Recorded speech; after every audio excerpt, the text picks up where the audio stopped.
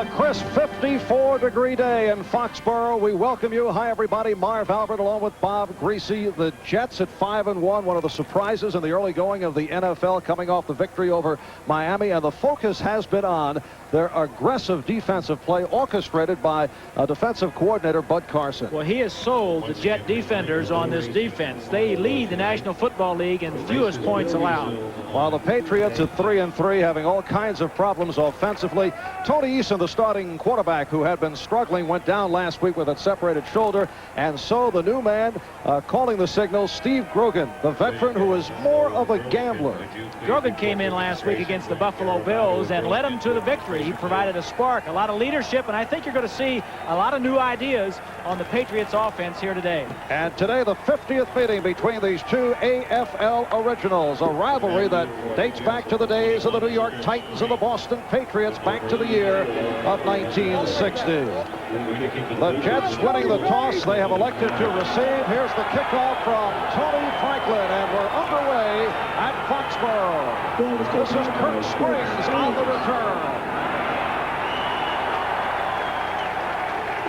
Andre Tippett in on the tackle, a 19-yard return, and the Jets go to the offense. Quarterback Ken O'Brien, who has been solid, playing under control, and a running back combination of Johnny Hector and Marion Barber. Joe Walton deciding to rest Freeman McNeil, at least at the start, because he is battered coming off the Miami game. So the Jets first down from the 23.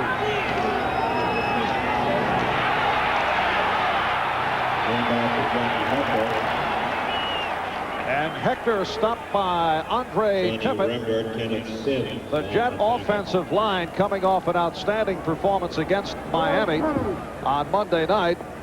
Jet coaches were not pleased with this unit 2 weeks ago against Cincinnati, but they were firing off the ball against the Dolphins.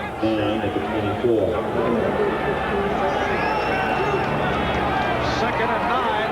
O'Brien on the swing, but Hector is stopped by Johnny Rempert.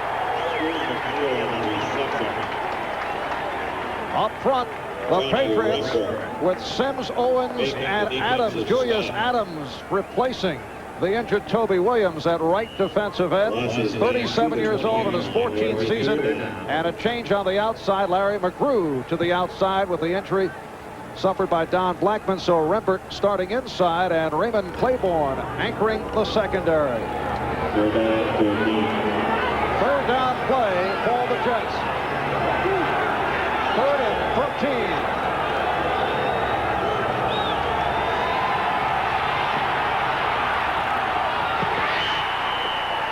Marion Barber, the intended receiver, covered by the outside linebacker Larry McGrew. Marv, the Jets started off much as they did Monday night's game against the Dolphins with 4 wide receivers, both on 1st and 2nd down. 3rd down situation, the Jets have been very proficient over the past few games, but the Patriots, number 2 in the National Football League on 3rd downs, stopping the other team, came up a winner that time. And there's Irving Fryer back at his 35. Dave Jennings, who comes off an outstanding game against the Dolphins, back at his 5.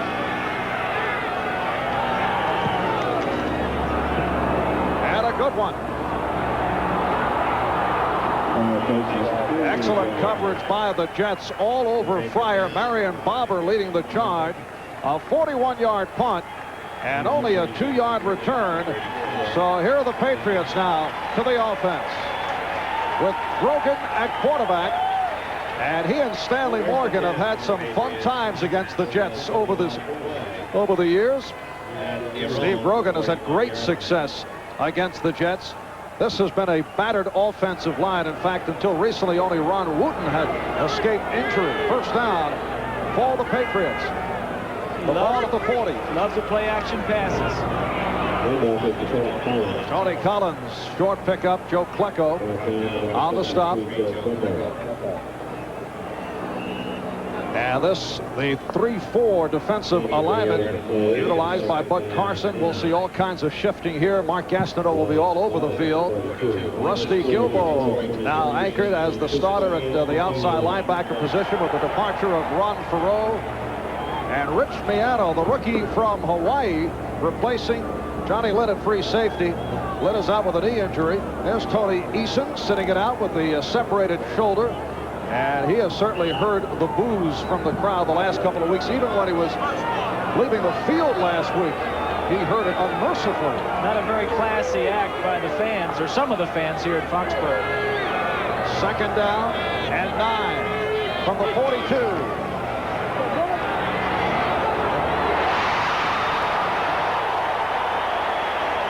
First down picked up by Irving Fryer. Fryer coming off his best game as a pro in the win over Buffalo last Sunday. A 16-yard pass play.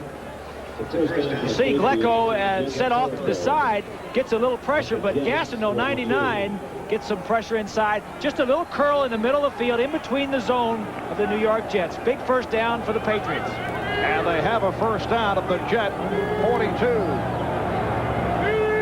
And Collins, the setbacks. And Grogan going deep for Fryer. Bobby Jackson on the coverage. This is the excitement that has been lacking in a lot of the play calling up to this point as far as the Patriots have been concerned. Grogan calling his own plays, likes to go deep, which stretches the defense and opens up a lot of the short passes. And we have heard it from the early portion of the season, all the criticism of the New England area concerning the conservative play calling of head coach Raymond Berry. And he says he's not a conservative type of guy. When he was playing, he liked to be very aggressive. So why is he conservative as a coach? He admitted. He said, I've probably been too conservative. He has changed coaching staffs and changed offensive terminology. We'll get into that a little bit more. All right, second down and 10, and it's to the ground from Craig James. Barry Bennett on the stop, and the running game of New England that has struggled right throughout has changed its look last week. Barry goes with a combination of Collins and Tatupu. Now back to James, who is at a fullback position, not a good blocker, yet Barry feels more comfortable with this combination of James and Collins. James is really a halfback. He said during the week, he says, I looked over last week and saw James on the sideline, and I wanted them both in there, but you're playing with two halfbacks in your backfield, and you really need a fullback. I think your running game is going to go better if one can block and one can run, and obviously they're still searching for some kind of identity offensively as the Patriots. And the Patriots have called for time. Timeout called by New England. Third down and 11 coming up at the 43 as we check the scoreboard. The Browns lead the Raiders in the fourth quarter. Minnesota in front of San Diego. They are in the fourth quarter. Philadelphia over Dallas 16-14. That is a final score. The Giants bouncing back from the problems of the last couple of weeks by knocking off the Redskins, who are struggling. Rams over the Kansas City Chiefs. Todd Blackledge starting at quarterback for the injured Bill Kenny today. And Houston doing it to Cincinnati. Big win. There was some talk about fourth quarter, 44-27, but a lot of talk down there about Campbell maybe in some problems. So he doesn't talk to the general manager very much. And if I were the head coach and weren't winning many ball games, I'd be talking to as many front office people as I could. That goes back to an incident last year where they got into a disagreement, and Herzog reportedly publicly embarrassed the head coach, Hugh Campbell. And Buffalo over Indianapolis 21-9. Incidentally, if you're ever looking to punish your children, Bob, I haven't been studying for today's game, watched nothing against the announcers or the production crew who handled the Buffalo New England game of last week, but that had to be one of the worst football games I've ever seen in my life. And if you ever want to punish the kids, let's give them a copy of the tape of last week's Buffalo New England game. Well, it was here in Foxborough, and it was an overcast, very foggy and rainy, cold day. Oh, is that why? And a lot of drop balls. Yeah. At both ends by potential interceptors and potential receivers. Crowd of 60,000 here in Foxborough on a typical New England crisp fall day. Miami leads Tampa Bay in the first 7-0. back to the 3rd down and 11 for the Patriots following the timeout. Out of the shotgun, and Grogan had some difficulty with it, and then fires deep for Morgan.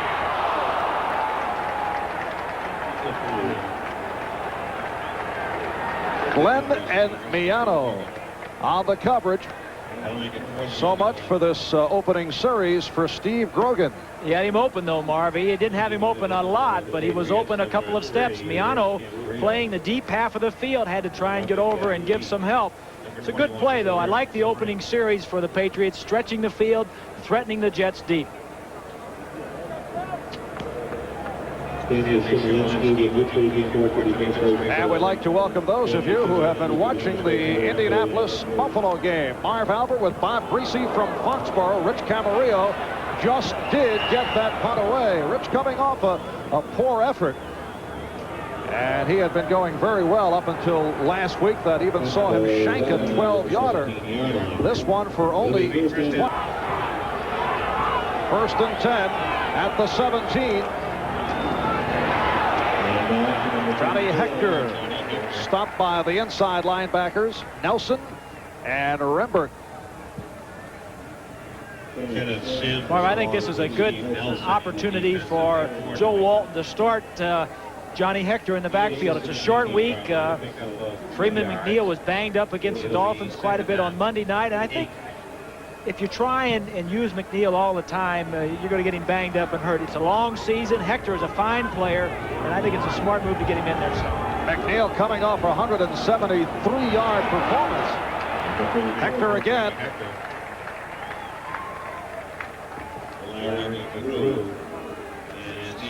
And we'd like to welcome those of you who have been watching the San Diego, Minnesota game. We are early first quarter. Jets and New England are scoreless. The Jets 3rd down and 8 from their 21-yard line. Make it a 3rd and 6 from the 21. There's Freeman McNeil, who coming into today leading the NFL, 645 yards on the ground. And now a backfield of Nick Bruckner and Johnny Hector. And they swarm all over Ken O'Brien. Adams and Tippett getting to the quarterback.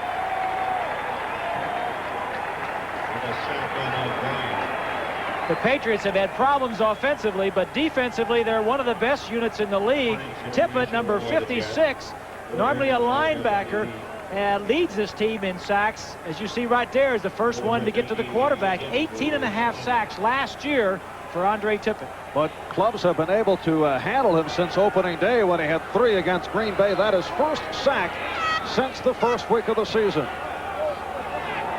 Irving Fryer awaits this Dave Jennings punt.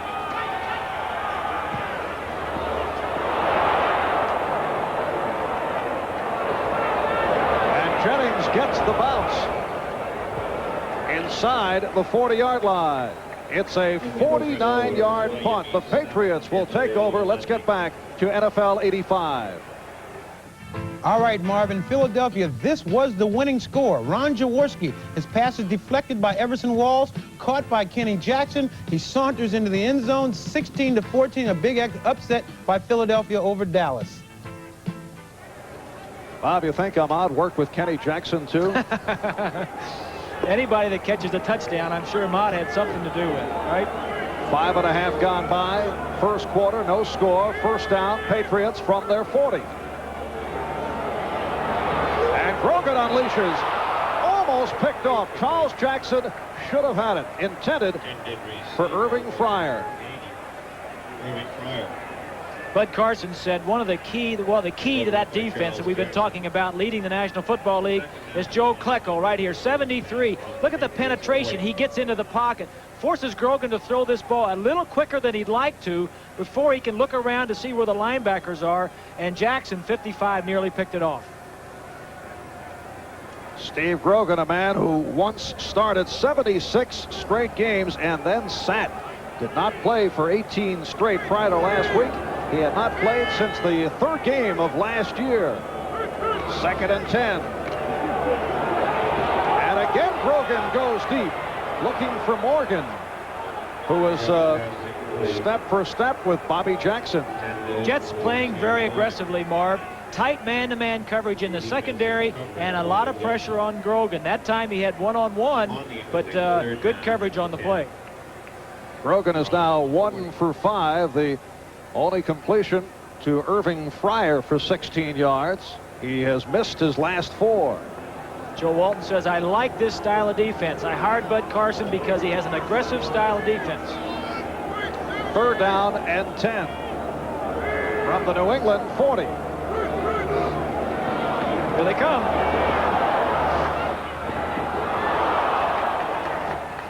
Kerry Glenn covering Cedric Jones. And the punting unit comes on. Watch the linebackers to the left of your screen. There'll be 6 men rushing. That leaves 5 in the secondary to cover 5 man-on-man. Now you'll see good coverage, good tight coverage. Grogan has to throw the ball a little quicker. That pressure in the secondary, what it's going to do to Grogan is he's going to have a low completion percentage. If he hits one, he's liable to get a big play out of it. Camarillo's first punt was a 26-yarder. That's Kirk Springs back at his 15. Here's Springs going sideline.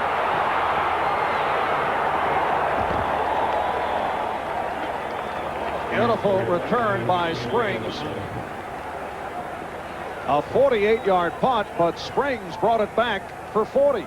Springs and Humphrey, the 2 return men for the New York Jets, lead the National Football League in their own category. Springs and punt return right up the sideline. They just haven't had enough returns to qualify. But their yardage leads the league in both categories as Camarillo has to make the tackle or help slow him down. So the Jets first down at the New England 48-yard line. That's Sohn in motion. O'Brien able to complete. Raymond Claiborne stopping Wesley Walker.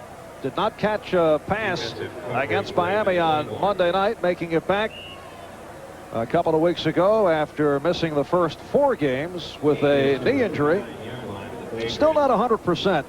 And of course, Walker's career has been marred by injury. 9-yard pickup. 2nd and 1.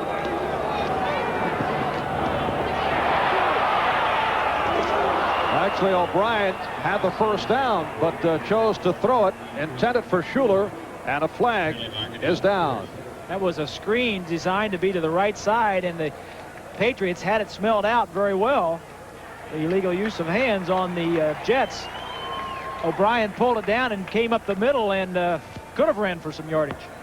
Number 87, offensive pass interference. Still 2nd down, 10-yard penalty. And that is Kurt Sohn called on the penalty. A lot of times, Marv, when you see a flag thrown very late in a play, it'll be offensive pass interference because the officials will see an offensive receiver block downfield, for instance. But if the ball is not thrown, then it's not offensive pass interference. But if the quarterback does throw it, then the flag goes. Now Walker to the right, Sohn left. 2nd and 11.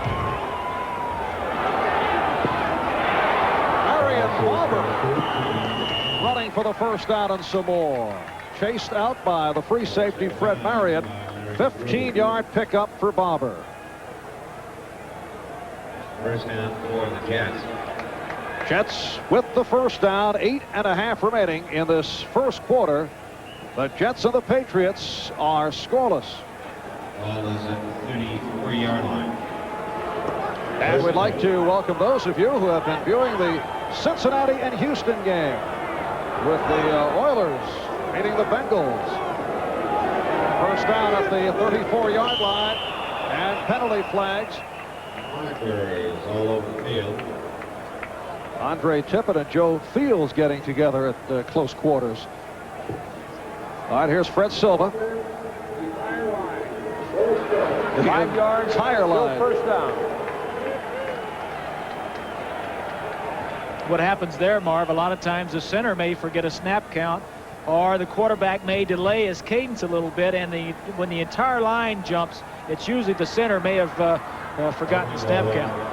And while the Patriots have been riddled by mistakes throughout the season, the Jets have been virtually mistake-free, and here they've been hit with the 2 penalties. First out 15. This is Hector. Johnny Hector dancing his way to the 31.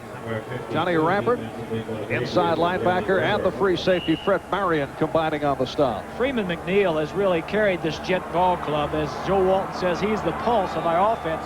But Johnny Hector has helped out, and O'Brien, I've been very impressed with O'Brien, not only in this ball game in the short time we've played, but also in the 5 games that the Jets have won this year. Hector picked up 7, second down and 8. And O'Brien goes up top and deep. And it is intercepted. Pass intended for Walker, picked off by Raymond Claiborne.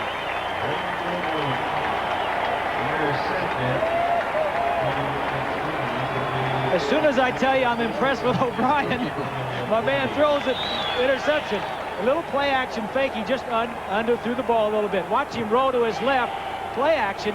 Good time to throw the deep pass because the other team on their 40-yard line doesn't expect you to throw deep. He threw the ball too far to the inside and too short. He needed to get the ball to the back of the end zone. Only the 4th time he's been intercepted this season, but only the 2nd since opening day.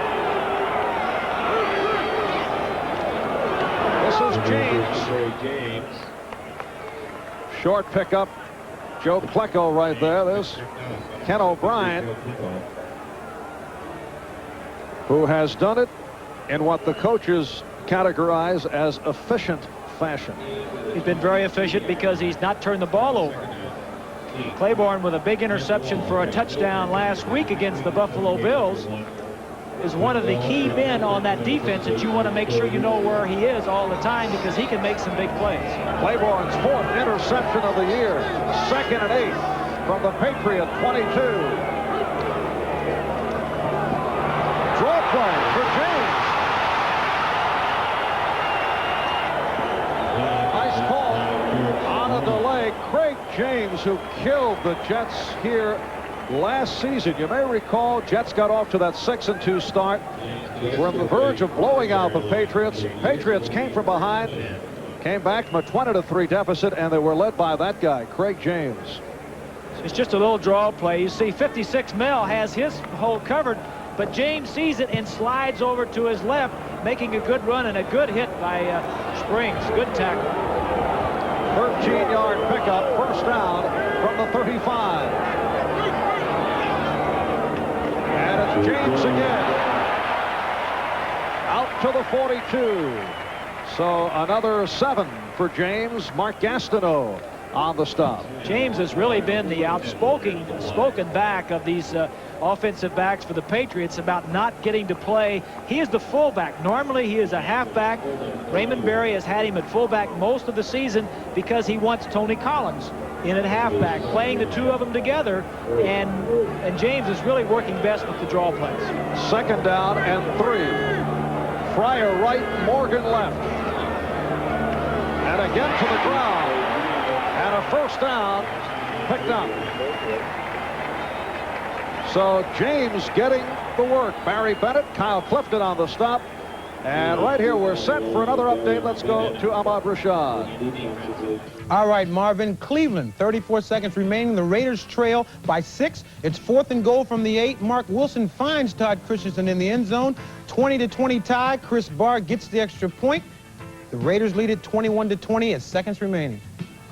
Thank you, Ahmad. First down for the Patriots from the 48. And Grogan. Irving Fryer dropped an easy reception.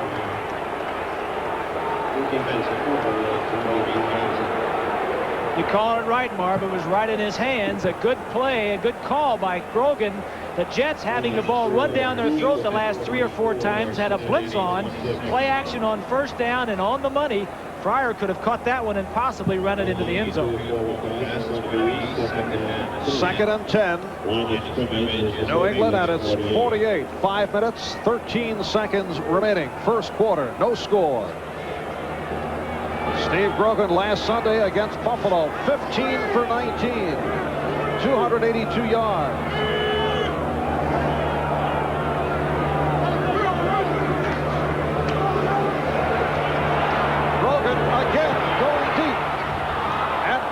beautifully. Intended for Stanley Morgan. 35 is Kerry Glenn, a 10th round draft pick. A rookie out of Minnesota who has subbed from time to time for Bobby Jackson and has played well. He's being used as an extra defensive back here today. And anytime you have an aggressive defense, such as Bud Carson's Jets are, Marv, they are very aggressive, attacking all the time. The offense can get some big plays in by being aggressive down the field. And as I said earlier, you may not complete a lot of passes, but when you do, they're going to be big plays. Denver in front of Seattle in a big one in the first quarter. 3rd down and 10. Look at the Jets all up there across the line of scrimmage.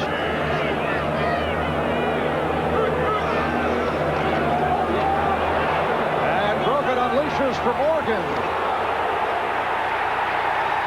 And this time, pass interference will be called on Kerry Glenn.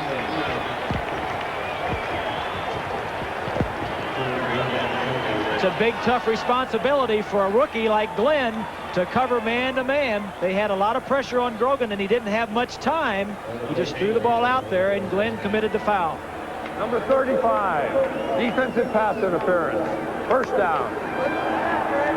And as we mentioned earlier, Stanley Morgan has had a number of prolific games against the Jets. And here's Morgan in the battle with Glenn. Glenn is not going to see this ball. That's his problem. He tries to look back, but it's too late, and then runs over Morgan. Back line, 1st down, Patriots at the Jet 22. This is Tony Collins.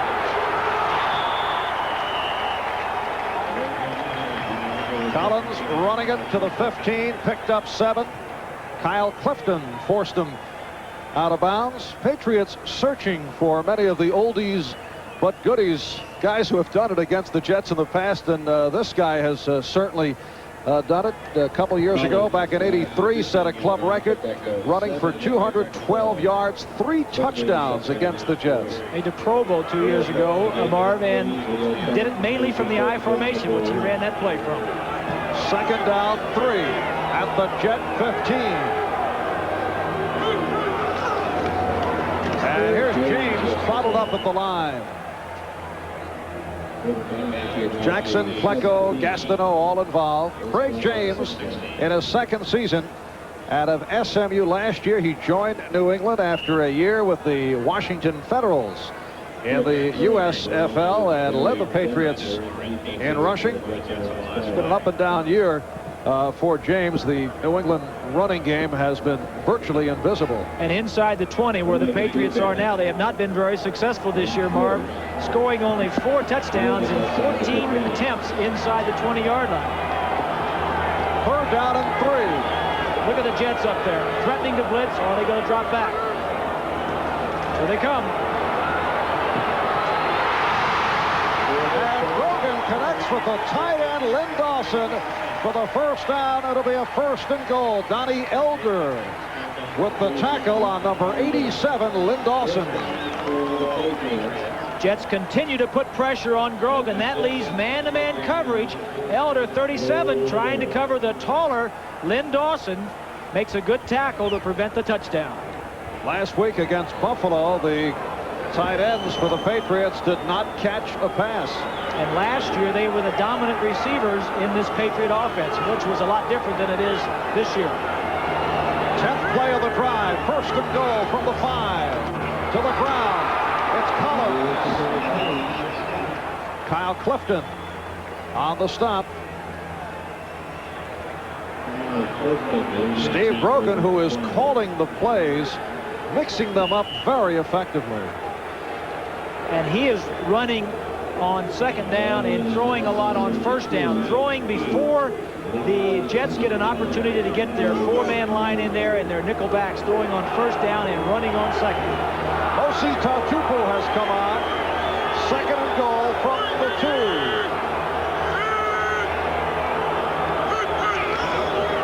They go to Weathers, and he's stacked up. Raymond Berry with the short yardage combination. Robert Weathers, Mosi Tatupu, and Weathers stopped by Jackson and Clifton. Kyle Clifton with a big hit coming right up the middle as Raymond Berry, talking it over, said he was going to let Steve Grogan call his own plays. today, and I think there was some talk earlier in the week that Grogan says, well, no, I don't think I should, but they talked it over, and Steve's calling him today. Felt he was not as familiar with the plays as the coaches hadn't seen enough film. 3rd and goal from the 2. Play action, and Grogan gets it away. And that was a risky pass. He actually had his back to the end zone, intended for the other tight end, Derek Ramsey. Well, he had his man open. And he's Grogan shaken up. seems to be shaken up, getting up very slowly. Here's a mistake right here, I think. Not that Eason is coming in to play quarterback, but Eason coming in to hold for the field goal attempt. Yeah, we were surprised by that. There was some discussion before the game as to who would do the holding. Here's a look at the rush on Grogan. Oh, he gets hit by Gastineau and Klecko in the back and front. Looks like he may have just gotten his wind knocked out of him. Or I think they're taking his pulse.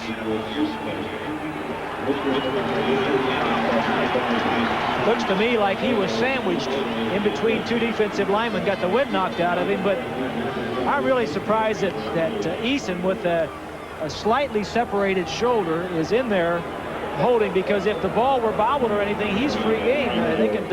He could get that shoulder hurt a lot worse. Apparently, Tony Franklin is more comfortable. There's no Eason. question Yes. about that. Talking with Eason before the game, he said Franklin was really nervous. He really wanted me to hold. 19-yard attempt for Franklin, who has missed his last 2. And this one is good, but a flag thrown. Tony Franklin had hit 6 in a row, missed his last 2 from 47 and from 20. And the Patriots seem to feel that the flag is against the Jets. Here is the call. Now Fred Silva was about to give the indication and discussing it with New England players.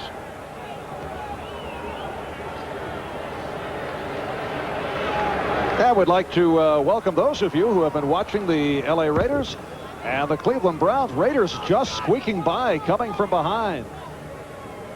And here's Fred Silva. Defense, offside, decline, successful field goal. So the 19-yard field goal by Franklin is good, and the Patriots lead it by the score of 3-0. We're told that Steve Grogan had the wind knocked out of him, and he's okay. I'm sure there's some real concern over there on the sideline before they knew exactly what it was, because then they would have had to go to Ramsey, who they just picked up and started practicing Thursday. He was with them before, Tom Ramsey, but certainly doesn't know the offense as well as Steve Grogan. Tom Ramsey rejoining the club this week. He was used sparingly in preseason. It's signed with New England back in July of '84 following a stint in the USFL. And the Patriots do not want to use Eason under any conditions taking snaps. Well, Patriots all over the Jets in this first quarter, but have only 3 points to show for it with 1:56 remaining in the quarter. Kicking for the Patriots is there is Tony Franklin, who usually takes that right shoe off, and I'm told actually has had to hide it at various places on the field because he has lost 3 of his shoes. What's going on? And he cannot solve the mystery. Defensive lineman got to take it. They never like those kickers. And here is Kirk Springs. Bobby Humphrey looking to lead the way at a hard hit. Jarring Springs as he crossed the 20. Jim Bowman, who has been a superb special teams player, a rookie from Central Michigan, making that hit. 16-yard return from Springs as the Patriots look to keep it away from the explosive Bobby Humphrey. Remember that you can The Jets first down from their 24-yard line. Ken O'Brien, the quarterback. The Jets opening with Marion Barber and Johnny Hector.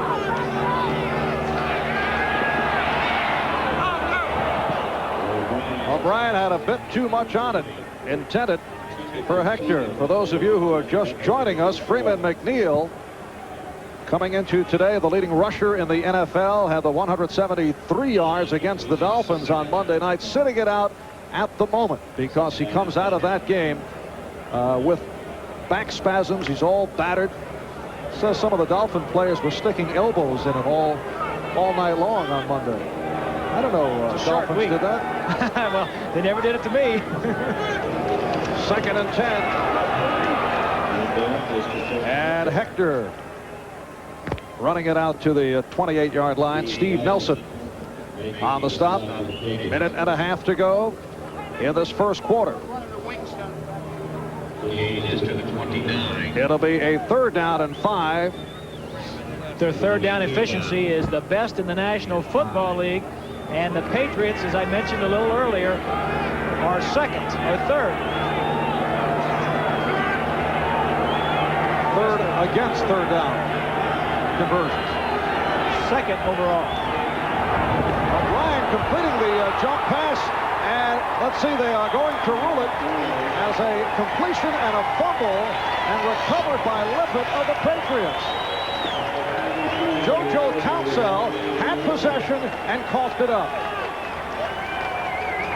The Jets doing exactly the opposite of what they came into this game. Offensively, not turning the ball over, have already turned it over twice. We'll be right back. In this, the 50th meeting between the Patriots and the Jets, here's a collector's item. The program for Game 2 of the AFL season back in 1960. First meeting between the Patriots and Jets, Game 1 by the then Boston Patriots. Just under a minute to go, first quarter. Patriots lead the Jets 3-0. 1st and 10 for the Jet 37. James put a move on, but Lance Bell did not go for it. What happened was Gilbo, 94, was slanting to the inside, and Mel was covering up for him on the outside. A little crisscrossing going on in the defensive front for the Jets. Patriots taking possession following that fumble by receiver JoJo Townsell. 2nd and 11. Here's the takeaways and the giveaways. The difference is the key thing. +7 for the Jets, -7 for the Pats. But the Jets turning it over twice already in the first quarter. Out of 15 seconds left, first quarter.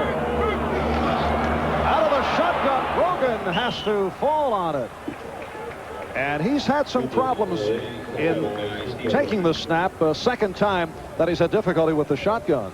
Well, sometimes I wasn't watching where the snap hit him, but I was looking downfield. But a lot of times when you have Klecko lining up on your nose and getting a lot of penetration, the center sometimes snaps the ball a little quickly and gets into his block. So indirectly, Klecko may have been responsible for that bad snap. Let's take a look and see. Klecko, 73, as you saw the ball going to the left side of Grogan. Give the responsibility for that for Joe Klecko. And that is the end of the first quarter with the score. The Patriots 3, the Jets 0. Welcome back to Foxborough, Massachusetts. This is Marv Albert with Bob Griese. Patriots on a 19-yard field goal by Tony Franklin lead the Jets by the score of 3-0. It has been a mistake-filled first quarter for the Jets, who come off the 23-7 win over the Miami Dolphins this past Monday night. The Jets come in at 5-1 and sole possession of first place in the AFC East. In fact, have the best record in the AFC, and alone at the top of the standings for the first time since 1969, the year after the victory in Super Bowl III. The 5-1 start, the very best in Jets history, while the Patriots at 3-3 coming in. Joe Walton says we're guardedly optimistic following the Dolphins on Monday night. They are 0-3 the following week. And to add something to that, the Monday night team that has had to travel the following Sunday has not won a game. Checking out all the options. Guardedly optimistic, huh, Bob? Yes. Guardedly. All right, 3rd down and 18. Look out. Mark Gastineau, who always says he is programmed to get the quarterback, although Boomer Esiason of Cincinnati did not appreciate that statement 2 weeks ago. Number 99, 5 yards. And Gastineau offside. I don't know, that was a close call. Gastineau, one of the quickest defensive linemen off the ball, is going to get caught that way a few times. And I'm sure Grogan, the veteran, is stuttering his cadence. He's looking over right at him to make sure that Gastineau can hear the count. He ought to grab the quarterback at that point or try to get back. 3rd down, 13. At the Jet 42.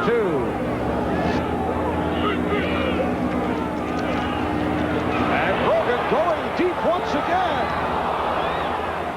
Intended for Cedric Jones. Grogan is taking a beating. Receiver on the play was number 83. Jones was open on the play, Marv. If he could have stepped up a little bit into the pocket and got a little bit more zing on that. Watch from the right side of your screen. It's going to be Gastineau. That's tough to throw when you're going backwards. You get the idea the Jets would like to see Tom Ramsey inserted into this ball game, with the knowledge that we will not see Tony Eason. And here's Camarillo getting set to punt to Springs, looking to angle.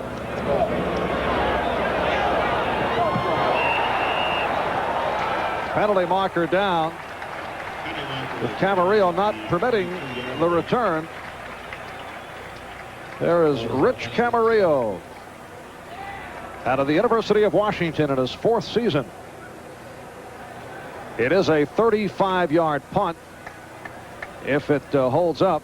Sure, they're going to make him punt this one over again. Yep, here is Camarillo. 23 on the kicking team. Illegally downfield. It'll repeat a 4th down. That is the quarterback, Ernest Gibson. Called on the penalty, so Camarillo will punt again. Jets defense, Marv, doing a good job of stopping the Patriots at midfield after that turnover.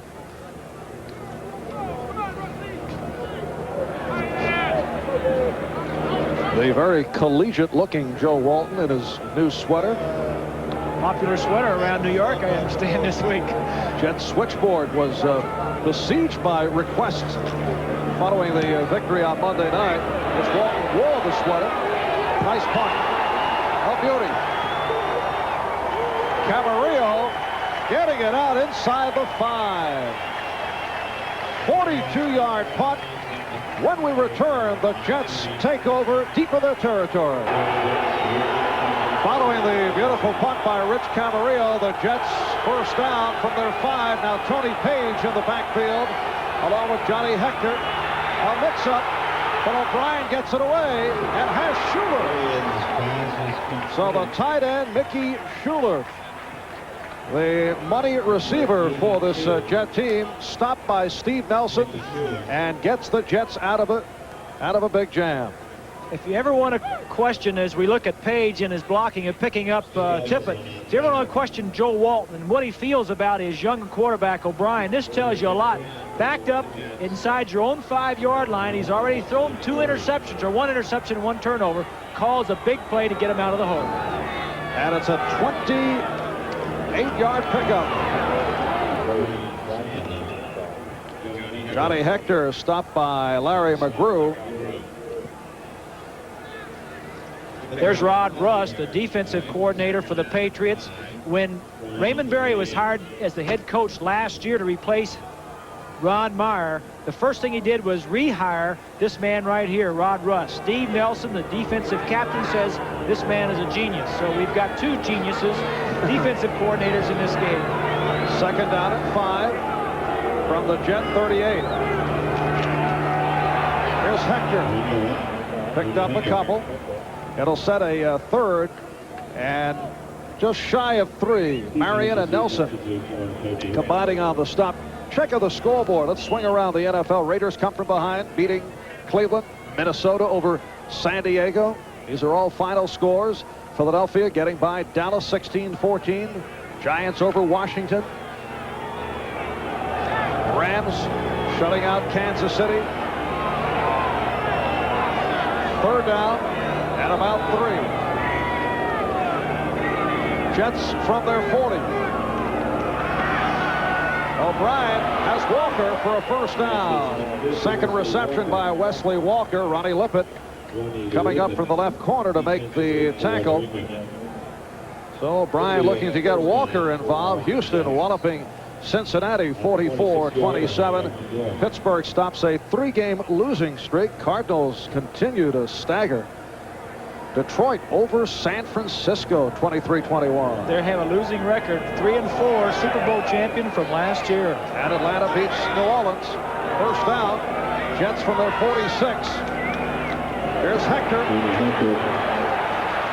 And he's hit back behind the line. Steve Nelson, the inside linebacker, on the stop. It's Nelson, Tippett, Rembert, and McGrew. Don Blackman sitting it out because of an injury. So McGrew to the outside, and Johnny Rembert is playing the inside linebacking position on the right. The linebacking core is really a strength of that defense with Tippett and Blackman, who is not playing today, and McGrew, as you mentioned, but Nelson is the one, the brains that really holds that thing together.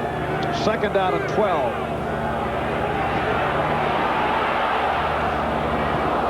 Incomplete. O'Brien showing poise hanging in, but the pass took off, intended for Wesley Walker. Just sailed a little bit on him. He had pretty good protection. He stepped up in the pocket and just sailed on you a little bit.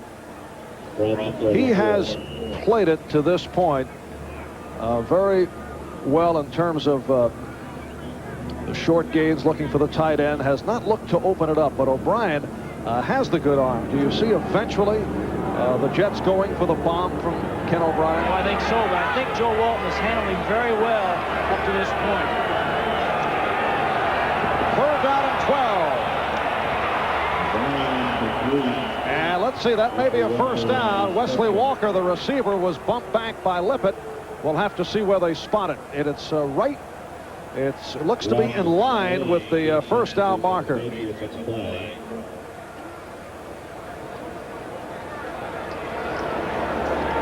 And they will bring out the yardsticks.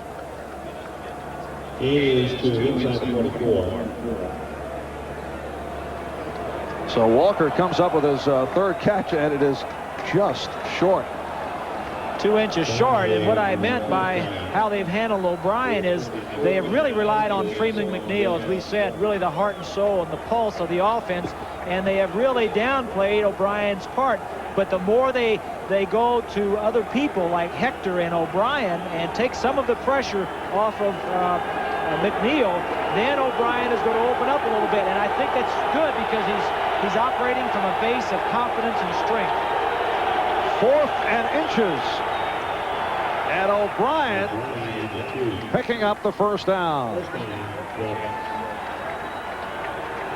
On the keeper, O'Brien has it.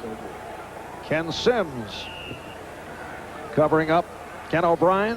10 minutes, 45 seconds to go in this first half. Patriots lead the Jets 3-0 on a 19-yard field goal by Tony Franklin. In the first quarter, the Patriots controlling the ball in the first quarter, but have only 3 points to show for a long drive. First down at the New England 43. Hector. Johnny Hector with acceleration. Stopped by Andre Tippett. Hector getting to the 36-yard line. This is not fair. Tippett, nobody blocks him. Hector says, I got to have some help on that guy. Tippett, Pro Bowl player last year, one of the leaders of this defense. He has something special as far as defensive linebackers are concerned. Second down and 3 from the Patriot 36. Hector, the lone deep back. Short setup, and O'Brien goes deep. Incomplete. Intended for Wesley Walker, who was suddenly a prominent part of this Jet offensive scheme. Your question 2 plays ago, Marv, about opening up the game. O'Brien through Joe Walton calling the plays on the sideline. They're on about the 35-yard line going in. Again, a lot of defensive teams don't expect you to throw the ball into the end zone from this area. They think you're going to throw something shorter. Going for the end zone, airing it out. Third down and 3. 9.5 remaining in this first half. And it's deflected. Batted down To stop the Jet drive looked to be Julius Adams, who got a piece of it.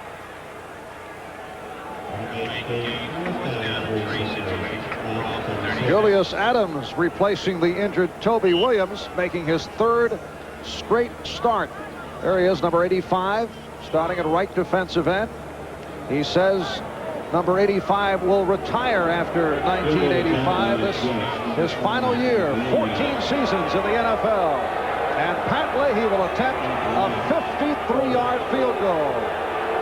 He is 10 for 15 on the season. 3 of 4 against Miami Monday night. And Leahy has tied the score at 3. Connecting from 53. That is his career high. We'll be right back. And here's Pat Leahy, who has had an excellent year kicking off. 33 kickoffs this season. 17 have not been returned. Make it number 18. Leahy, who moments ago connected for that career-high 53-yard field goal, does the job kicking off. Kicking downwind, but you still have to kick it between the uprights. Everybody's checking it out. Ryan's pretty sure. Leahy says, I'll see it. I believe when I see it. Look at bogus Leahy fan club. Obviously not the man who put the sign up. And the Patriots now 1st and 10 from the 20, 9:25 to go. In this first half, we're tied at 3.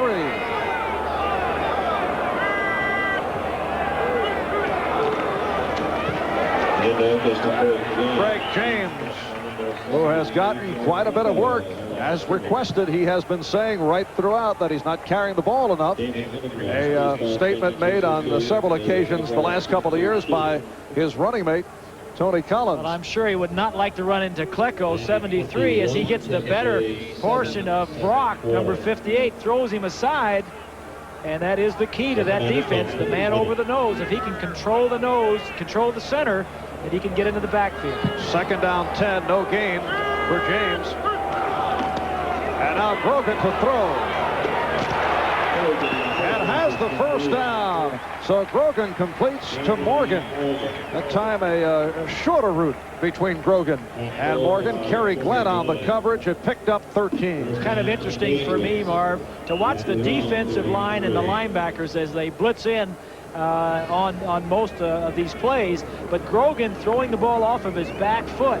I remember the game Monday night.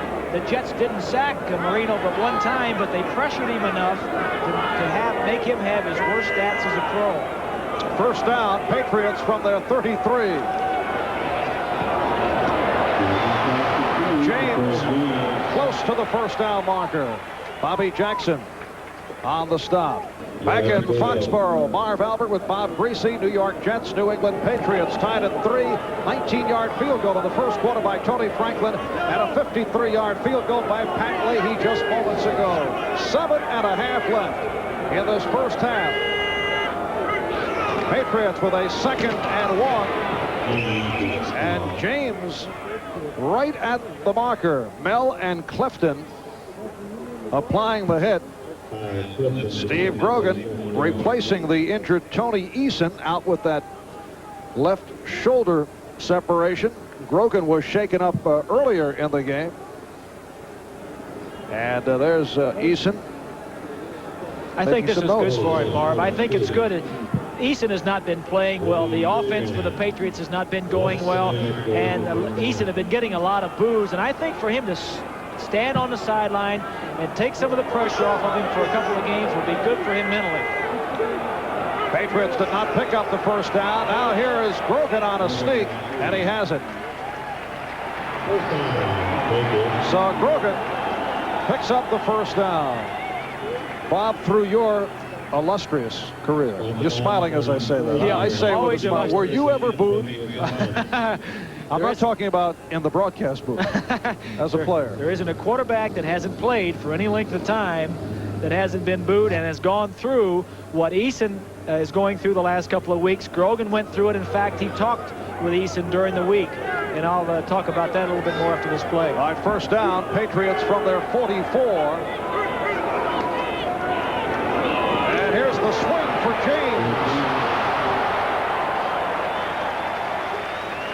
Rich Miano comes up along with Lance Bell, combining on the stop. It'll set up a 2nd and 1, and the Patriots are executing very well. When you were booed, did you feel the boos were justified? Well, I didn't think there were anything personal.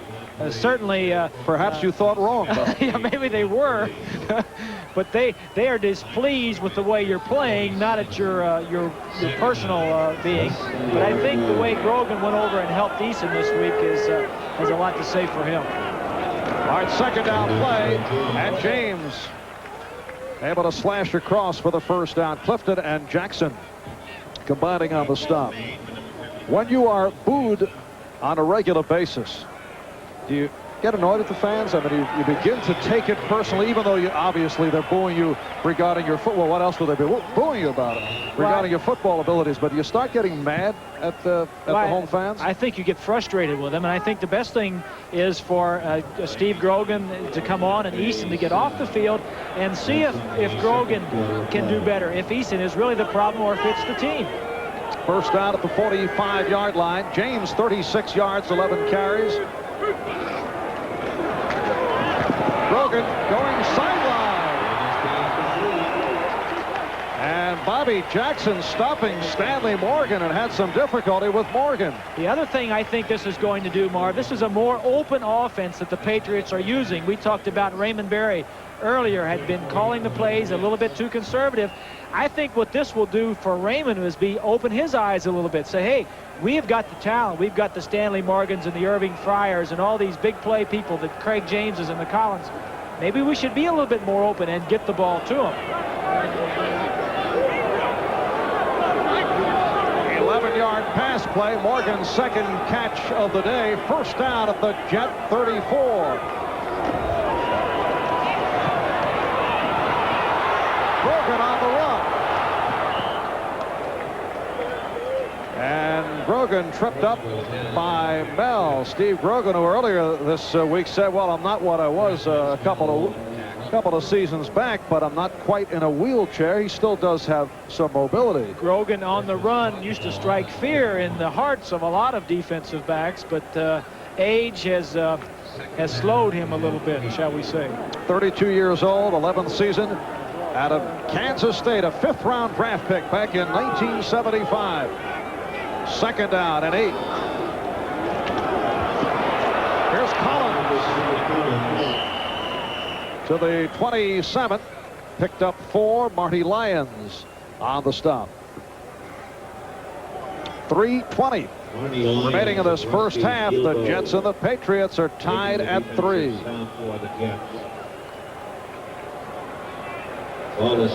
It'll be a 3rd down and 4. Patriots at the Jet 27. Brian Holloway, Steve Moore at the tackles, John Hanna, Ron Wooten at the guards. The center is Pete Brock. James and Collins are the running backs. And Grogan fires deep. Irving Fryer, the intended receiver. Kerry Glenn on the coverage. Kerry Glenn was on the coverage, but Gastineau was the reason this ball was not complete, because Fryer gets down past him a little bit, enough to be open. If the ball was thrown further downfield, again, it was open, but the reason it was not better thrown, Marv, was because Gastineau had just knocked Grogan end over end. So once again, an impressive Patriot drive is stopped. They get to the 27, and they're forced to settle for the field goal. Franklin, who hit from 19 earlier, now attempting from 44, and here is Eason to put the ball down. A high snap. And it is good. And look out, Bobby Jackson getting involved with Tony Franklin. If I were Tony Franklin, I think I'd go for some higher numbers. Well, Franklin at 5'8", Bobby Jackson at 5'10". We'll be right back.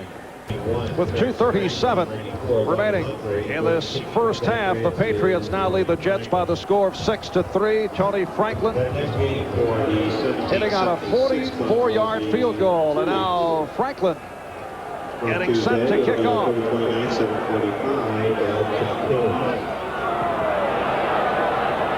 And Springs will stay right there, so they'll bring it out to the 20-yard line.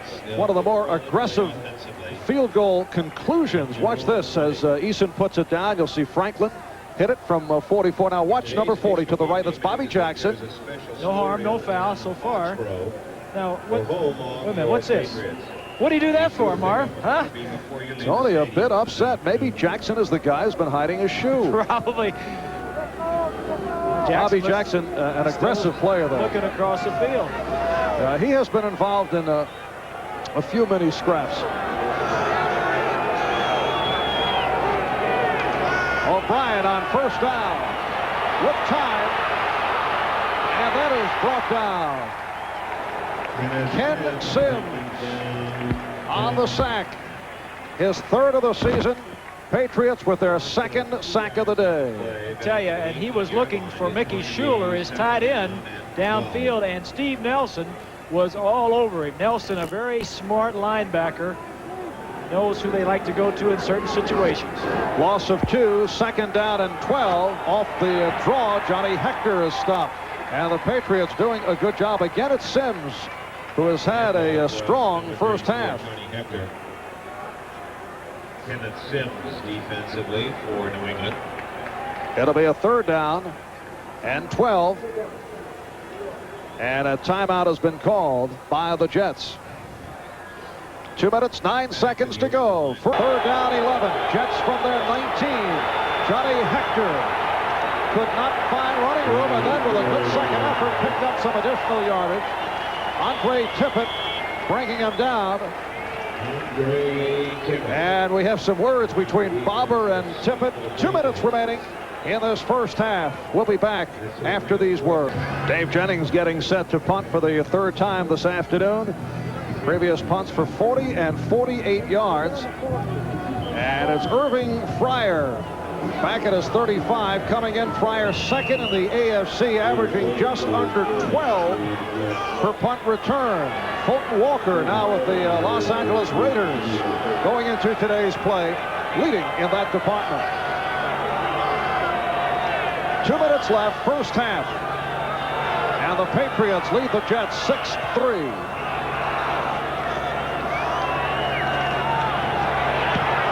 And Jennings just did get it off. Here's Fryer. Chased by Humphrey. Penalty marker is down. Rusty Gilbo on the stop. Making a stop on Fryer. But a flag down, a 41-yard punt and a 7-yard return. Did you see Fryer leap over? Tell you, when you do that, when you see it, you say, I can. Team number 30, illegal block in the back, above the waist, 10 yards, and it'll be a first down. It's called on Mosi Tatupu. I'm sure Raymond Berry doesn't like to see his valuable commodity jumping over defensive players, because it's a good idea when you first see it, but then when you get up there and you're coming down and about 3 other defenders are coming at you, you wished you hadn't done it.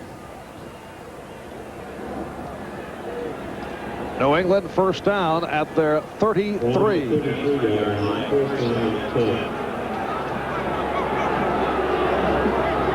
Collins and James were all the running backs, and the swing could not be handled by Craig James. Slightly underthrown. Second down and 10. Earlier today, Raiders coming from behind, defeating Cleveland. Minnesota beating San Diego. These are final scores. Philadelphia over Dallas. Giants knocking off Washington. Rams beating Kansas City. Houston over Cincinnati. And coming up at halftime, a complete look around the NFL on NFL 85. Second and 10 at the 33. Again, the sideline attempt. Irving Fryer, the intended receiver, Lance Mell, on the coverage. Here's Fryer, first pick in last year's draft out of Nebraska, coming off an injury-plagued rookie season. Had a terrific day last week. against Buffalo, his best in the NFL. Plays 5 different instruments. Did you know that? No kidding. Yeah. Reading that press brochure once again under the heading of personal. Not very good statistics for Grogan, but he has moved the ball club. 3rd down and 10. Minute and 40 to go, first half. And Grogan guns it short of the first down. Let's see, did he short hop it? No, they say he caught it. Irving Fryer making the catch, but just short. Take a look at the route that is run. It's just going to be a down and out, but Grogan a little bit tentative. Throws the ball a little bit short. The last 2 or 3 passes thrown a little bit short. He's a little rusty. He hasn't played in a long time. I'm sure he'll get better as the game goes on. And Rich Camarillo dropping back to punt for the 4th time today. He is at his 27. That's Kirk Springs. Back at his 20. Just under a minute to go, first half. And a good punt. Fair catch called by Springs. And the Jets will take over following the 42-yard punt by Camarillo.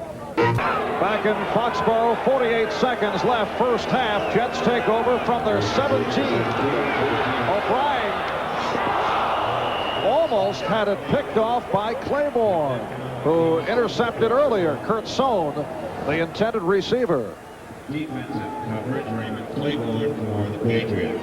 Claiborne picked off a pass very similar to this one last week in this same area and ran in man-to-man coverage, eyeballing him all the time. You see, he got his hands up, just didn't make the catch. Patriots dropping several passes last week in that bad weather that could have been intercepted. 2nd and 10. O'Brien is 7 for 13, only 69 yards. This is Hector, tripped up across the 20 by Sims. And the clock is running. Patriots with a 6-3 lead. Jets looking to go in their hurry-up offense.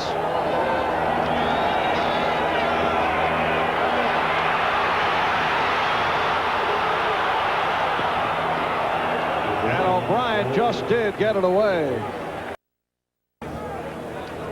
NFL 85 with Bob Costas, Ahmad Rashad, Pete Axtell. A look around the NFL. All right, here's Jennings. Back at his 6-yard line. Punting for the 4th time today, Irving Fryer awaits the punt at his 40. Line drive. And Fryer on the fair catch with 12 seconds remaining in the half. A 35-yard punt by Jennings. So the New England Patriots back to the offense for these final seconds of the half.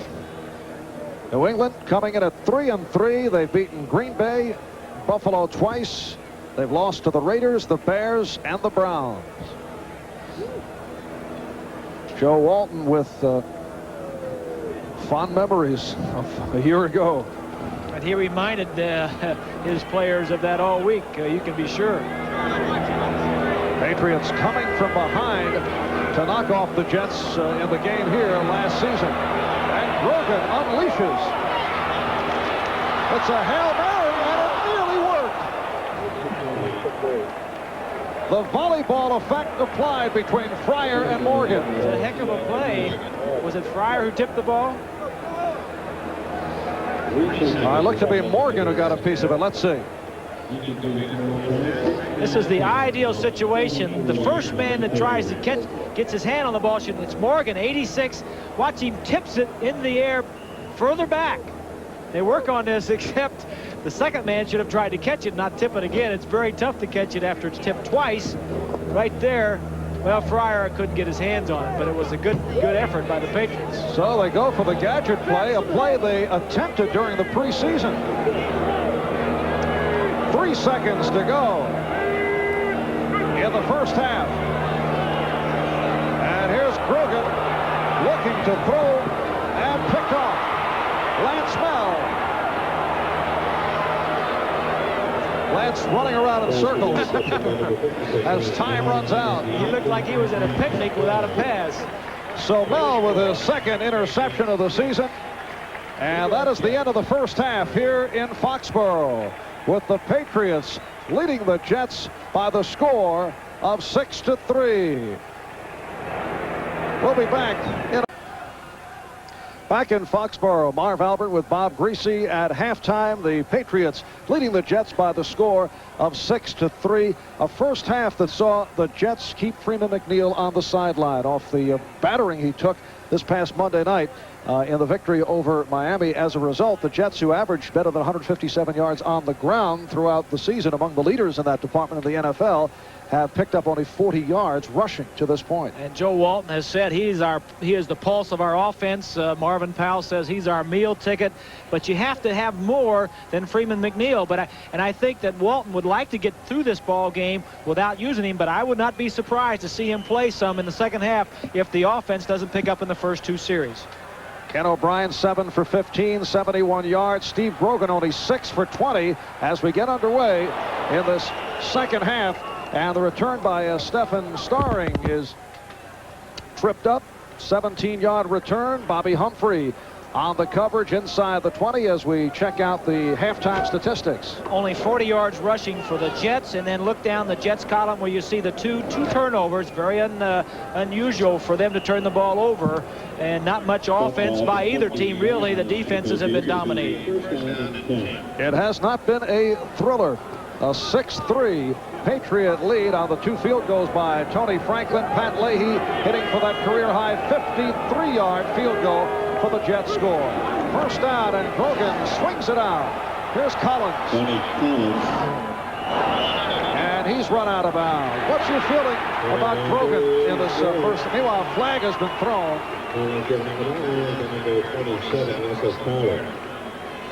The fans want a personal foul called on the late hit. Russell Carter involved. Defense, number 27. Personal foul. And it is out of bounds. a personal foul on the late hit thrown by Carter. Just a little swing pass. Definitely was out of bounds, and may have thrown the flag as much for hitting up around the head and shoulders as for hitting out of bounds.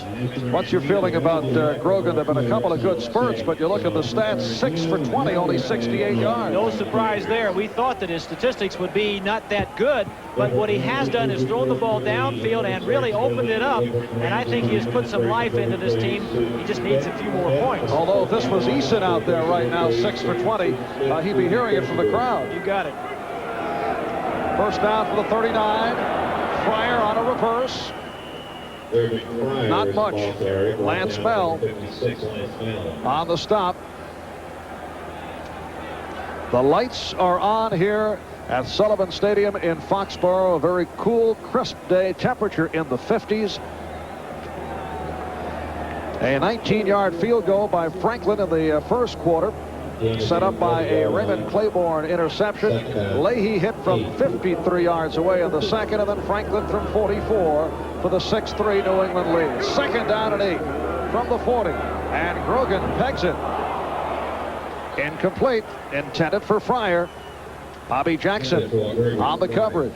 The Jets are shuffling in defensive substitutions in and out of the ball game. Steve Grogan said earlier, he says, Bud Carson uses so many different fronts, it's confusing. There is no way a quarterback can keep up, as you see the new substitutions, Mullen and Glenn and Lyons coming into the ball game, that you can keep up with all the substitutions. In fact, the Jets have a drill during the week where they actually practice substituting their defensive players. They call them by names. Maybe a Raider, robber, you know when to go in and when to come off. Third down and 8 for the Patriots from their 40.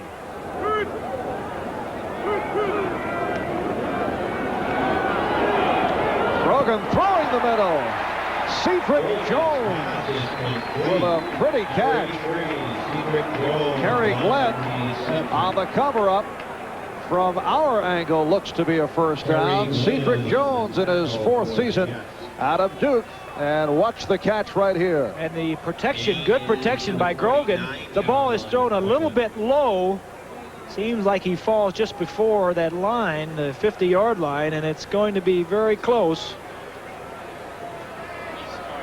All right, here are the yardsticks. First catch of the day for Cedric, who is a possession-type receiver. In effect, the burning speed is not there, but does the job and picks up the first down. His head coach, Raymond Berry. Many folks in this area consider today's game credibility game for the Patriots. Out of Berry's 7 victories, he was 4-4 last year. Out of the 7 wins, 4 last year, 3 this season, 5 have come against Buffalo and Indianapolis. And Collins could not make the turn. In fact, 3 of the wins against the Buffalo Bills. Well, they say he hasn't beat a winning team yet, but as we take a look at Hannah, 73 crisscrossing with 76 Holloway and blocking on Mel. Mel stays to the outside to contain the play. Collins goes ahead to the outside anyway, and Mel makes the play. 2 very good players, Hannah and Mel. A lot of people think that Mel should be where Hannah is in January. That's in Hawaii for the Pro Bowl, and I'll tell you, he has my vote. 2nd down and 9. Some jumping, both sides, no flags. And now we get a flag downfield. Russell Carter broke it up. It was intended for Stanley Morgan. Stanley Morgan was the intended receiver. And it is called on the Jets. Russell Carter getting a little bit anxious. The bottom of your screen, 27, you'll see the release by the receiver to the inside. The jam for 5 yards is all right. I don't see any interference on that play. Interference, number 27, first down. So Carter hit for the personal foul a moment ago, and now interference. You can jam the receiver for 5 yards. Once the ball was thrown, I didn't see any interference. Carter, number 1 draft pick last season, has played very well. In his 2nd year out of SMU, as a rookie, hampered by a string of injuries, but when he played solid. First down at the Jet 38. Play action, and Grogan able to go. It is dropped. Lynn Dawson, the tight end, could not hold on. Kyle Clifton on the coverage. Dawson has caught only 5 passes this season, although he showed signs last year of coming on as a receiver with 39 catches. Derek Ramsey had a big year, team record, 66 receptions, but Patriots not looking in the direction of the tight ends this year. Grogan likes to throw to his wide receivers, and I think last year when they were using 2 tight ends, you obviously had more targets as tight ends. This year they're featuring the wide receivers more. 2nd and 10 at the Jet 38. Fryer to the right, Morgan left. And Grogan within the grasp. Mark Gastineau will get credit for the sack. And that will be 4.5 on the season for Gastineau. The Jets have had good pressure on Grogan all day, but they haven't sacked him very often. As we look at Gastineau, Gastineau has put a lot of pressure along with Klecko, 99 at the top of your screen. Wooten, 61. Brock, 58, is having his problems. The thing that Jets have been able to do is penetration. Grogan has been able to get rid of the ball. That time took the sack. Sets it back to a 3rd down and 20. Patriots 6, Jets 3. We're early 3rd quarter. Good protection. Wide open. Stanley Morgan would like to have that one back. I tell you what, Marv, they're booing Morgan, or they're booing somebody right now, but this is the offense that Tony Eason has been running for the last 3 weeks. Now, everybody can't have a drop. We saw Collins drop one. Earlier, we saw Fryer. Now it's Morgan's turn. He's wide open, as you can see. He could have caught that ball and came out the other side and ran in for a touchdown. Morgan had a couple of rough games earlier this year. He came back late because of a hamstring and then had some dropsy difficulties. Had a good one a couple of weeks ago against Cleveland. But a bad play a moment ago and a bad punt by Camarillo. But then takes a good hop. So he is bailed out of that as it lands inside the 20. Ball goes out of bounds at the 17-yard line. Up and down day for Camarillo. A 30-yard punt. We'll be back after these words. All right, play back in. Johnny Hector as the Jets run it for 2 off the right side. Hector on the carry, setting up a second down and 8 at the 20. 11 and a half remaining in this third quarter. And here's Hector for a couple more. Andre Tippett, the outside linebacker from the left, number 56, making the stop. The Jets have scored on the first possession of the second half in 5 straight games. And this is their first possession of this second half. Their offensive line, as we mentioned earlier, has been up and down in their wins. And when they've played well, they've usually dominated. And when they haven't, they have struggled. And today they're playing like they're struggling. Third down and 6 at the 22. O'Brien can't find anyone. And now does. Ricky Schuler with a nice move. Out to midfield, refusing to go down. Marion and James finally got him down. O'Brien just scrambled around in the backfield until someone got open. The Patriots were playing man-to-man coverage and not expecting to have to cover man-to-man for that length of time.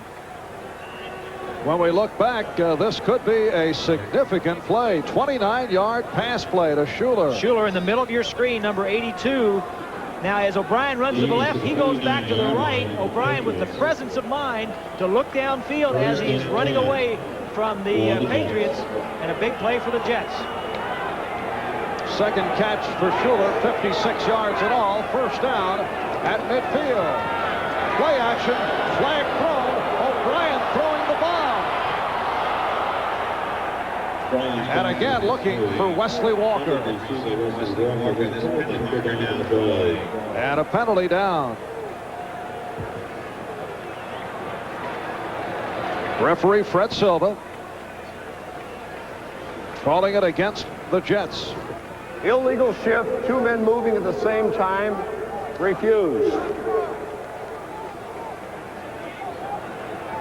So the Jets with a second down play. It'll be a 2nd and 10 from midfield.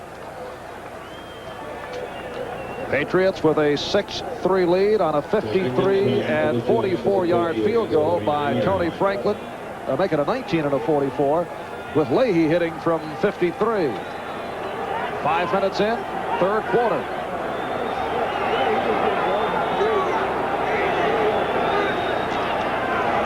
Here's Hector.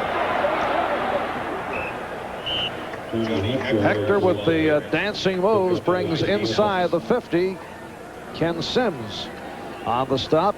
Johnny Hector in his 3rd season out of Texas A&M, and he has been handling most of the running chores with the absence of Freeman McNeil, who may well sit out the rest of the way. Freeman has not played at all. He had 173 yards on the ground against Miami on Monday night, but took a beating, bothered by back spasms, and the Jets would love to get away with winning one without him. O'Brien getting the time. Overthrowing Wesley Walker.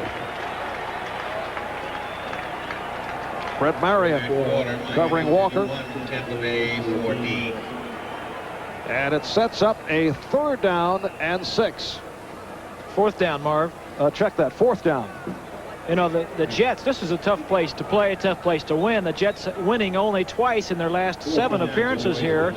And when I was playing with the Dolphins, we always had problems playing up here. It's, for some reason, a very difficult place to come and win. And Jennings back at his 40. 5th punt of the day for Dave Jennings. Irving Fryer awaits at the 10.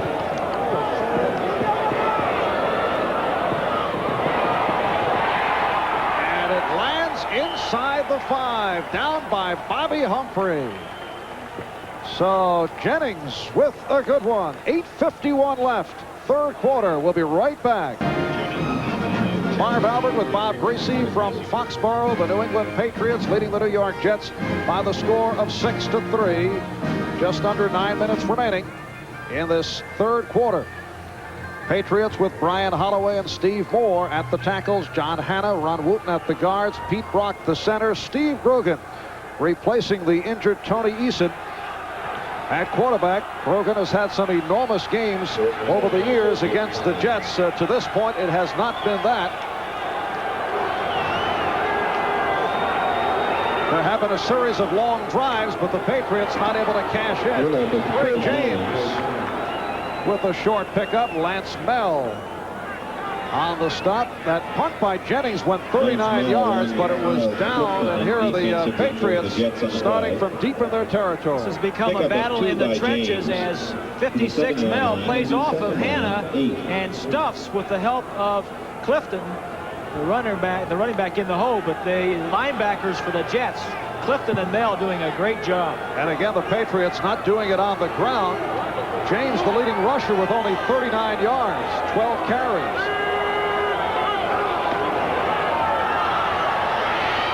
And Grogan popping deep sideline and incomplete. Pass intended for Stanley Morgan. Bobby Jackson was 5 yards deeper than Morgan, and Grogan was going to take a look, and if it was there, throw it, and if not, just throw it out of bounds. As we look at the completions, 8 of 26 for Grogan for only 82 yards, but his team is ahead. Tony Eason on the right. And that is Tom Ramsey, who was signed just a couple of days ago, actually re-signed by the Patriots. He is now the other Patriot quarterback. Third down play. Incomplete. Stanley Morgan again, the intended receiver, covered by Russell Carter. So it's 1, 2, 3 and punt. And Rich Camarillo will punt for the 6th time this afternoon. 8 minutes remaining in this third quarter. Getting back to the point you brought up earlier, why do you think Foxborough is such a difficult place for visiting teams? It was for you and the Dolphins. The Raiders have had problems here. The Jets have had difficulty against many times weaker Patriot opposition. I don't know what it is, Marv. It's the air. It's the the air, the carpet. I don't know what it is. All right, here's Springs, midfield, and excellent coverage by the Patriots. A 51-yard punt, only a 5-yard return. Cedric Jones getting downfield in a hurry, and a timeout has been called. 7:49 left, third quarter. The Jets take over, first down at their 47-yard line. Page and Hector, the running backs, Sohn in motion. And Hector with a burst and a first down to the 40. Fred Marion on the stop. Johnny Hector, who has the acceleration that time, was able to get a good block. 16 carries, 61 yards for Johnny Hector. Hector following the blocks of Fields and Alexander up there in the front wall. JoJo Townsell out to the left side now. First down at the 40. Here's Townsell in motion. Johnny Hector gets the Again, Hector stopped by Johnny Rembert. Larry McGrew is out the rest of the way, injured his knee. Outside linebacker McGrew has been replaced by Brian Ingram. It's a blocking up front, coming at you as if you were a defensive back. 98 Owens being blown off the ball by Fields. Joe Fields, a very much underrated center. Joe Fields, now the captain of the Jets, is voted by his teammates. Third down, 6. Hector stopped by Tippett. At least stopped. Annihilated might be a better word. Tippett playing off the block of Page and making a big play.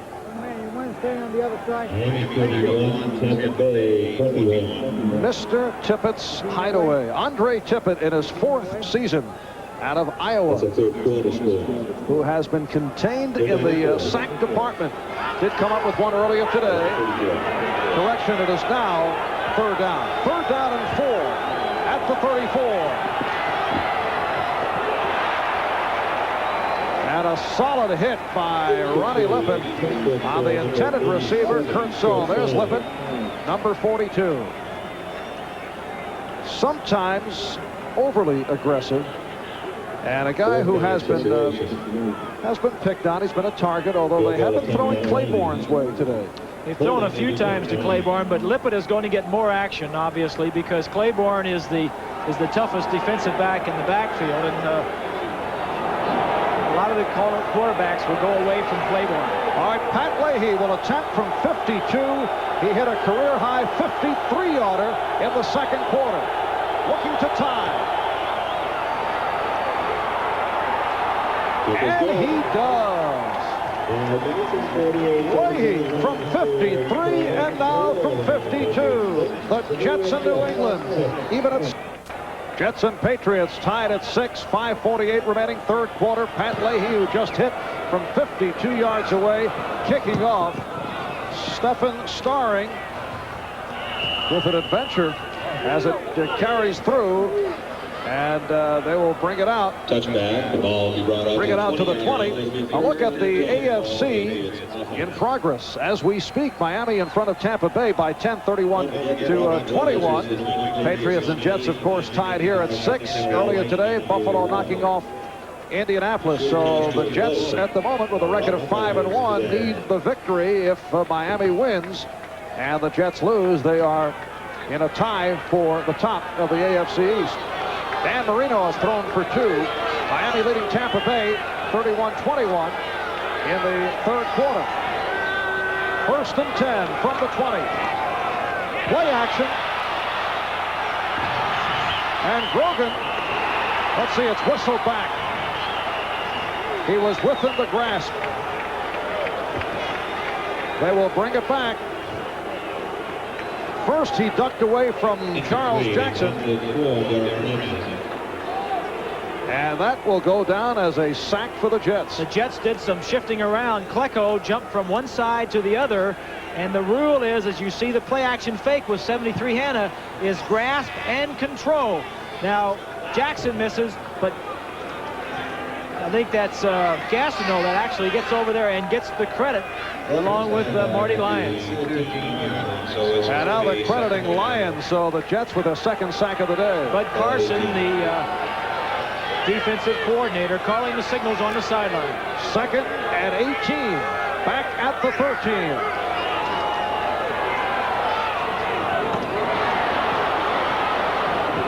Fryer, nowhere to go.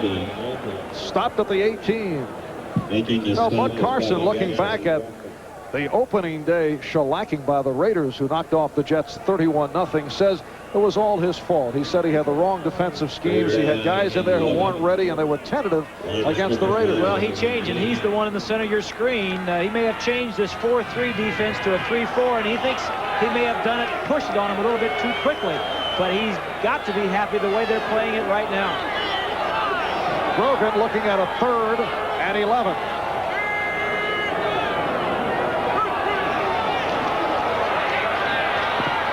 And throwing deep, overthrows.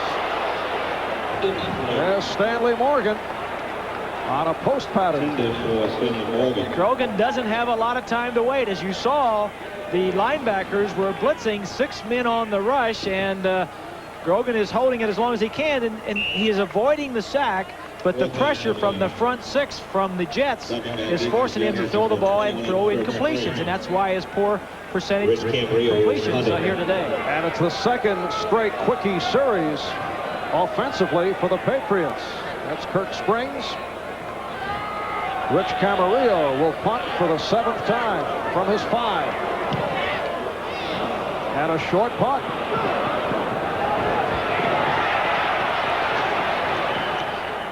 That could have been dangerous. Springs had no choice. He had to play it on the hop. A 35-yard punt. We'll be right back. Bob, it should be noted the last time the Patriots were involved in a game in which neither team scored a touchdown was back in 1982. That was the famed Ron Meyer snowplow game, is what he said. It was a famous game around here, but I think maybe the special teams may decide this ball game. Both teams have exciting big play return people on their special teams. Jets take over. First down from the 46. We're tied at 6. O'Brien with time and fires. Touchdown.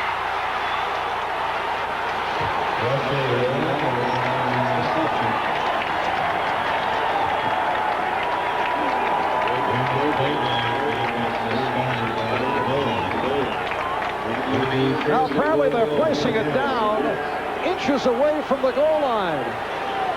A 53-yard pass play.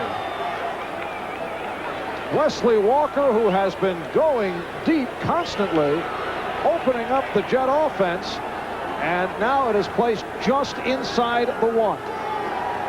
They say that's where his knees touched. First down, play action pass, a big play for the Jets. 3 minutes left, third quarter.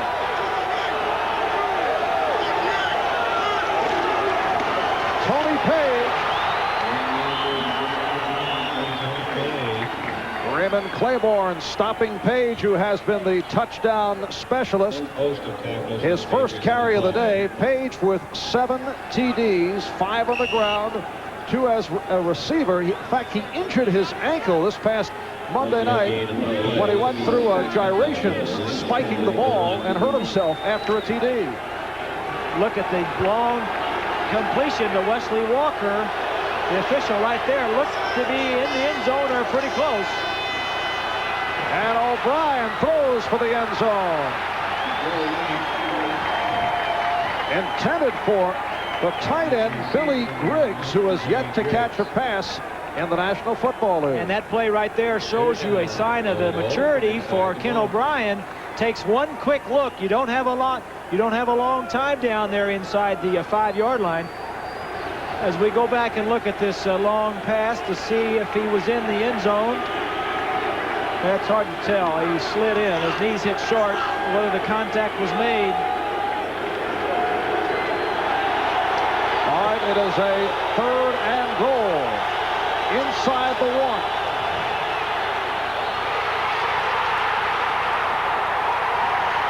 And let's see what they rule it. If it is a completion, it will be a fumble. That's what it is. Page pops it up. Garen Burris. That looked to be an incompletion to me. We'll have to take another look. There's the rookie from Stanford, Garen Burris, on the recovery.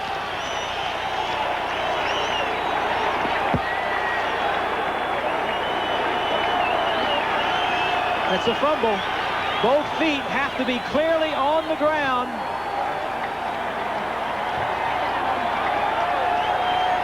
And here we see the Walker catch. He is down right there. It was a good call because his knees were down and contact was made by the defensive man. So a couple of close calls, and the Patriots take over. Greg James out to the 10-yard line. Lance Bell able to follow him across. From that last angle, it appeared that Wesley Walker was shy of the goal line. And the Jets have turned it over 3 times. Townsell with a fumble off a pass reception. The interception by Claiborne, and the fumble here by Page. 2 key plays, and I'm sure that Joe Walton is anxious to see those plays again. 2nd and 8 from the 10. Tied at 6. Late 3rd. Fryer peeling off. James.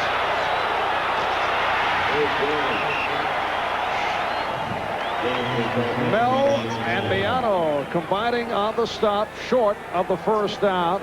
Let's take another look at that flip to Tony Page that was ruled a completion and a fumble. He has to have the ball, and his both feet have to be clearly on the ground. 1, 2, hit. It's a good call. Yes. And the rookie from Stanford, Garen Verris, on the recovery. 3rd down and 1.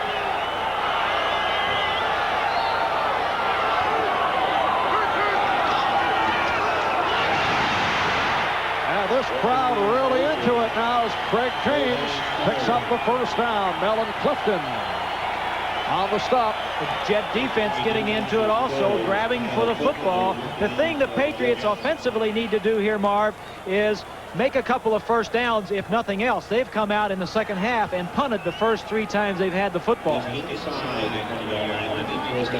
New England 1st down from their 20. 50 seconds left. 3rd quarter. Tied at 6. Collins and James are the setbacks. Here's Collins. Not able to get off. Off the slant, Mel was there. Lance Mel has been all over the field. He really has, Marv. Hanna pulling around, blocked Clifton, and Mel avoided the block and got through the hole and made the first hit. Clock running down. 15 seconds left. 3rd quarter. 3-yard pickup for Collins. 2nd down and 7 for the Patriots. And let's see, they will not get it off here in the 3rd. So that is the end of 3. The Jets and Patriots are tied at 6.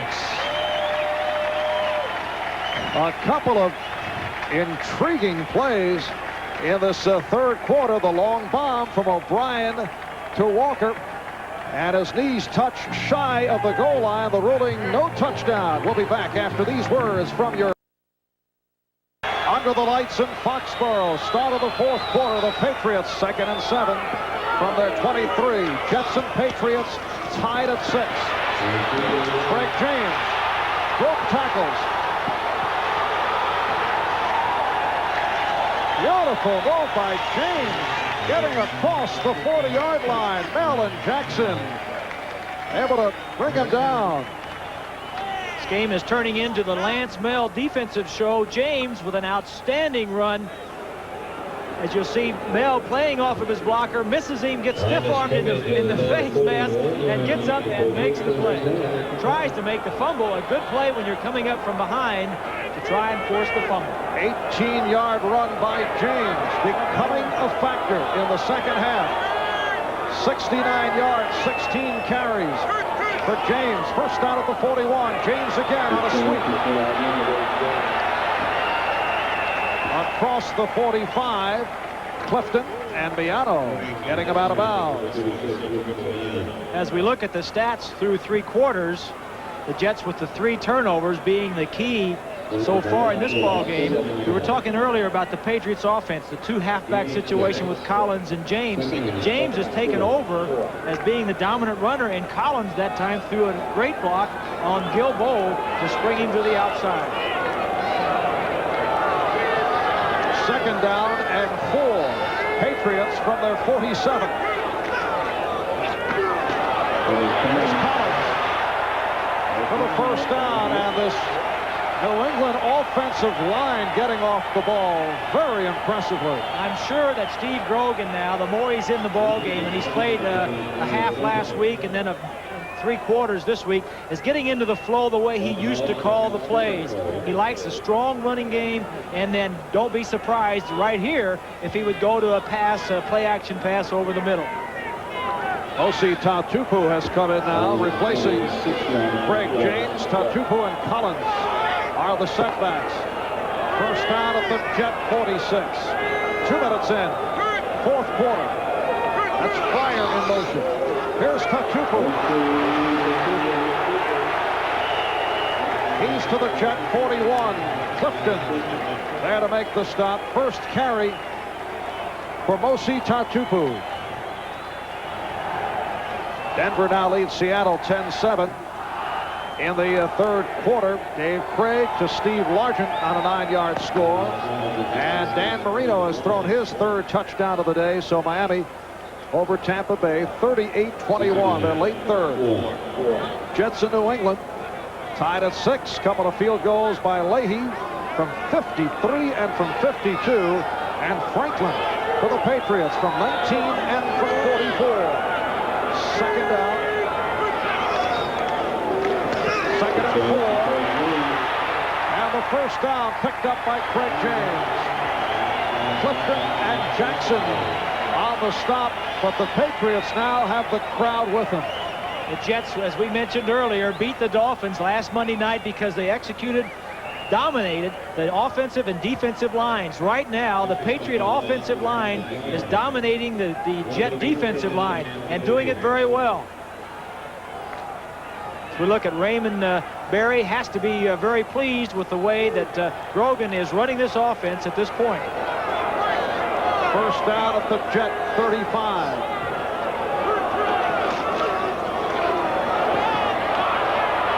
This time James could not make the turn. Rusty Gilbo and Barry Bennett were right there, set for an update. Let's go to Bob Costas in NFL 85.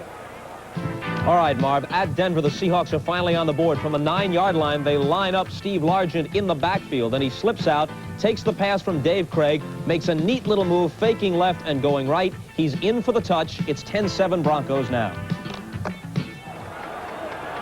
Thank you, Bob. That's Tony Franklin. Getting ready just in case. 10.5 remaining, fourth quarter. Second and 11 for New England. Here's Grogan with his first throw in some time and broken up. Bobby Jackson with an outstanding play to bat it away from Irving Fryer, who appeared to make the catch. Ball was thrown a little bit behind him as Fryer runs a little slant. Doesn't take long to throw this pass, but the ball is behind him. The ball is in the air, and Jackson knocks it free, but Grogan doing the smart thing, and that is trying some quicker passes, things that don't take so long where the jet rush will get close to him. There's Bobby Jackson, 8th year out of Florida State. Bothered by a sprained knee this season. Had a good one here today. Saw the Grogan stats. He's only 2 for 9 in the second half. Has a third down, 11. Big play for Fryer. Touchdown.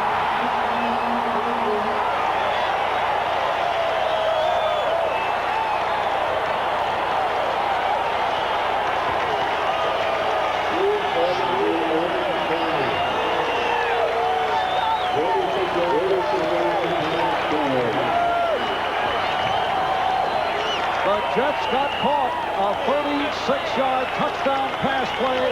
Irving Fryer on the reception.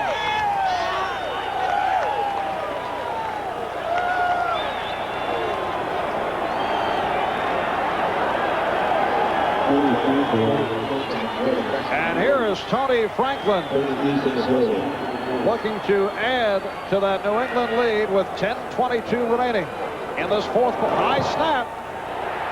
And Franklin able to put it through. Good play by Eason. 13 plays, 92 yards, 6 minutes and 48 seconds consumed. We'll be right back. This crowd very much in it in the second half. Here in Foxborough, they have seen their Patriots take a 13-6 lead on the Jets. 36-yard touchdown pass from Grogan to Fryer. They hooked up last week against Buffalo.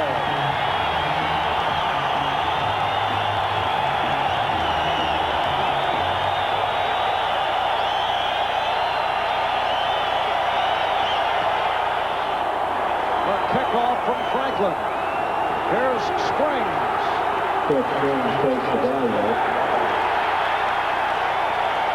Aggressive coverage by the Patriots, led by Paul Fairchild. Take a look at Mel, 56, and Gastineau, 99. Now, when you pressure the quarterback, you go man-to-man coverage in the secondary. You're not going to complete a lot of passes, as we've been telling you, but when you hit one, it's going to be a big one. And look at Raymond Berry, runs out on the field to welcome Grogan back off. And I'll tell you, he's a happy man. Jets first down from their 22. Patriots in front, 13-6. And Hector across the 25, tripped up by Claiborne.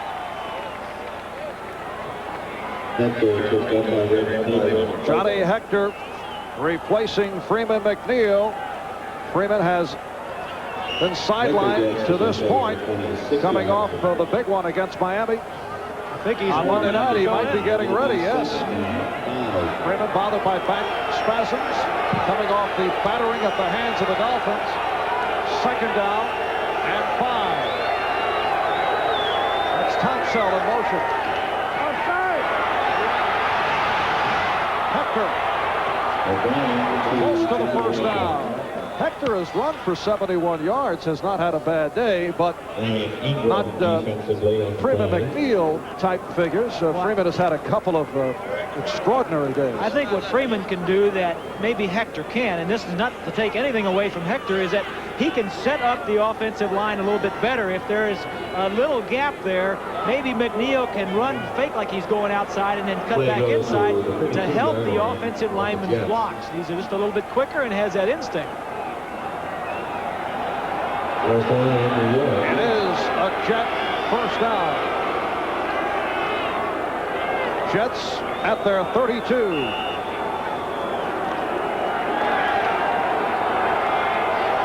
.9:15 left, fourth quarter.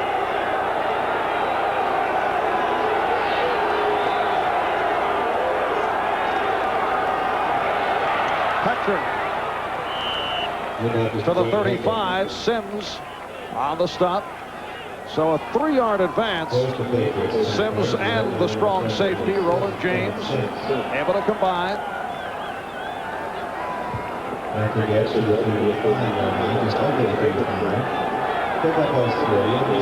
Second down and 7. Clock running. We're down to 8.5 remaining, fourth quarter. Hector is the lone deep back. That is Schuler in motion.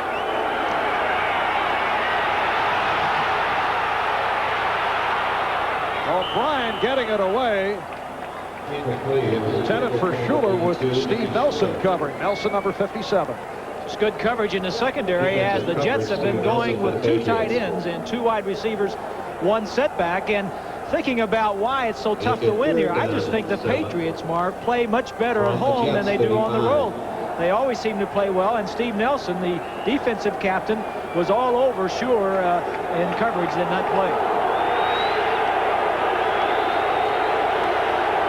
Now Nick Bruckner in the backfield along with Johnny Hector. It's Schuler for the first down. Another clutch reception by the tight end, Mickey Schuler, sandwiched by James and Marion. And the Jets with a first down. Here's a look at the secondary of the Patriots. The linebackers dropping straight back, and you see Schuler in the middle. No linebacker was near him. It had to be a busted coverage because certainly a linebacker should have been in that area. Too big a gap, and to O'Brien's credit, he found the open man and went right with it. Third catch for 70 yards for Schuler. First down from the Jet 49.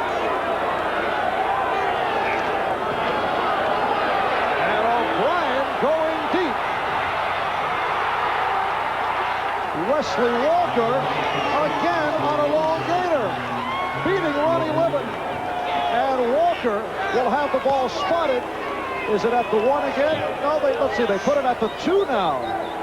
Walker is going to go straight down the field. Now, there's pretty good coverage if the ball is throwing well enough to catch. That's the toughest catch you can make in football. Right over your helmet. You have to clear your helmet to see the football. A very tough catch, but really O'Brien threw it just about as well as you could throw it. 49-yard pass play and a remarkable catch by Wesley Walker, who has had himself a tremendous day. 5 catches, 127 yards. First and goal from the 2.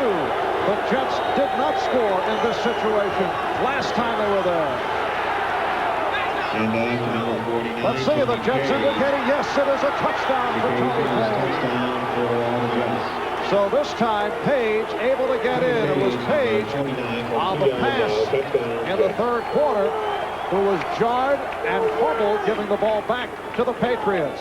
So the Jets now trail by 1. And what we saw on this drive and the drive before this, Marv, McNeil still out of the ball game, and Walker stepping forward now to pick up some of the slack along with O'Brien. Pat Leahy, 15 for 16 on the season, looking to tie it.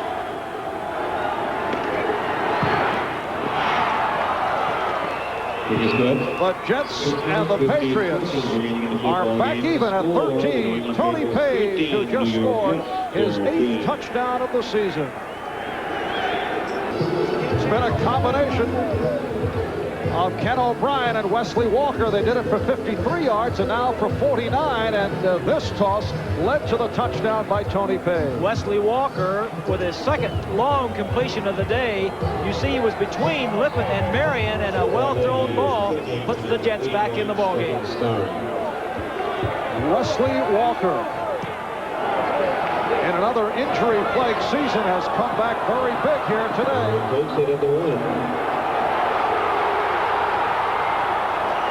Stephen Starring with a beautiful return, 34 yards.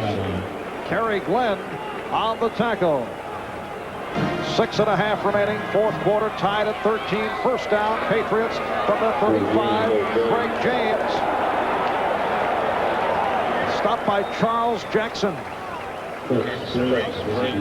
James across the 40-yard line. Patriots have not had a 100-yard rusher thus far this season. James now 20 carries, 86 yards. James did go for 99 in the opener against Green Bay. Miami leading Tampa Bay as Marino has thrown for 3. Second down and 4 from the 42, New England territory. And this is Collins for the first down. Rusty Gilbo on the stop.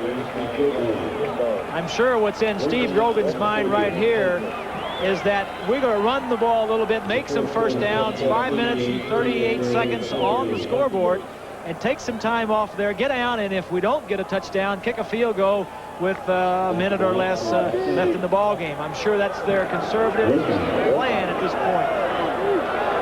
Grogan has a first down. The Patriot 47.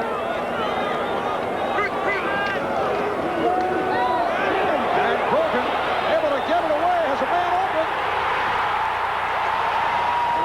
That's a touchdown saving tackle on Stanley Morgan. Russell Carter catching him from behind. Russell Carter, number 27, stopping Morgan. Well, enough for being conservative. Grogan running the football. The Jets knew he was going to run it. Smart call, a little play-action fake on first down. After a first down, the Jets and the Seattle 36 are caught up. He steps in the pocket, throws the ball down the middle, and Morgan catches the football and puts the Jets in a very difficult situation. 47-yard pass play, and we have seen a series of explosions here late in the ball game. First and goal from the 6.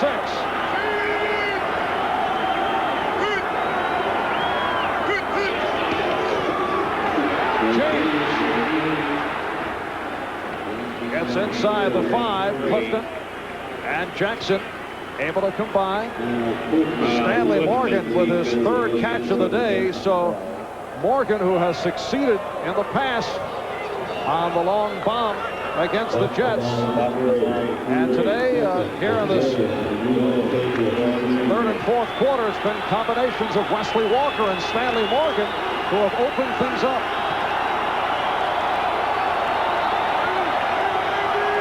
Second and goal from the 3.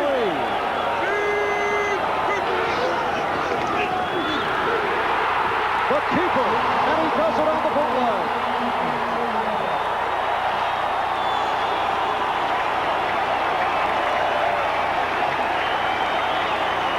What a fake to Tony Collins. The longer Steve Grogan is in this game, the more you can see his play calling coming back to him.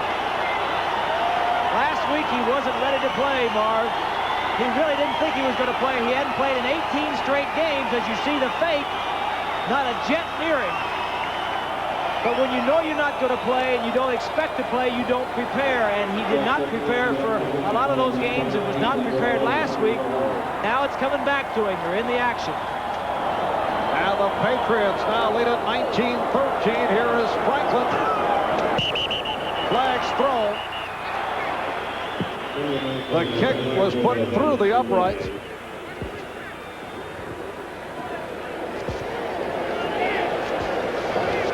For the Patriots, the first rushing touchdown since opening day against Green Bay. And Steve Grogan with his first touchdown on the ground since back in 1983.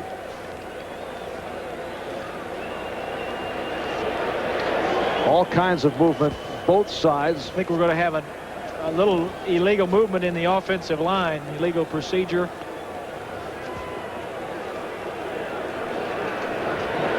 Well, this has been was a field goal duel for the first half, and now they've gone big play.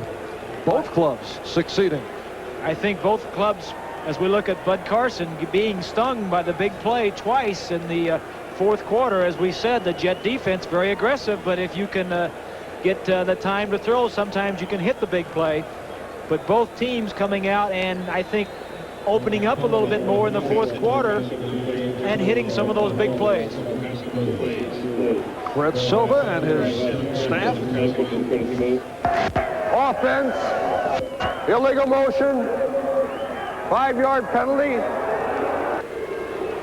So Franklin will try for the extra point once again. This is a big extra point. If the Jets get the ball back and could score, Tony Eason with that sore left shoulder, I'm sure in this cool weather that's got to be aching a little bit. 3 minutes, 27 seconds remaining fourth quarter. Both the Jets and the Patriots have their 3 timeouts remaining. So they move it back 5 yards. Tony Franklin, who is 13 for 13. He has been perfect. In fact, going back the last 2 years, he is 55 for his last 55. This now becomes a 24-yard kick. And he puts it through.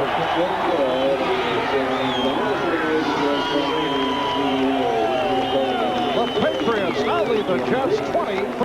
Back at a lively Sullivan Stadium. To the strains of the Beach Boys in the background. This crowd has enjoyed what they've seen here in the second half. Patriots leading the Jets 20-13. The kickoff by Franklin. Kirk Springs on the return.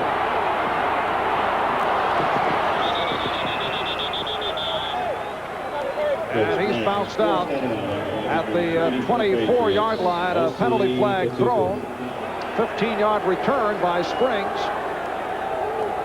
And the Jets to the offense with 3:17 remaining fourth quarter. Apparently the flag was picked up, waved off. Ken O'Brien.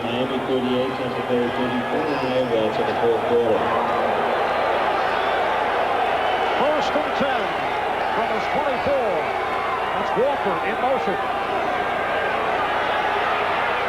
And goes to middle to Schuler. First down across the 40. Steve Nelson on the stop of Schuler, a 19-yard pass play. Marv, if I were the Patriots, I would lock on to Schuler and to Walker as we look at a Look score. at that. Steve DeBerg and Jimmy Giles have hooked up for 2 touchdowns in the fourth quarter to bring Tampa Bay back. Got a hot one there, and we've got a hot one here, but I would get on to Schuler and Walker if I were the Patriots. First down, Jets at their 43. And here's Hector. Found a hole, and a good second effort out to midfield. Marion and Sims combining on the stop.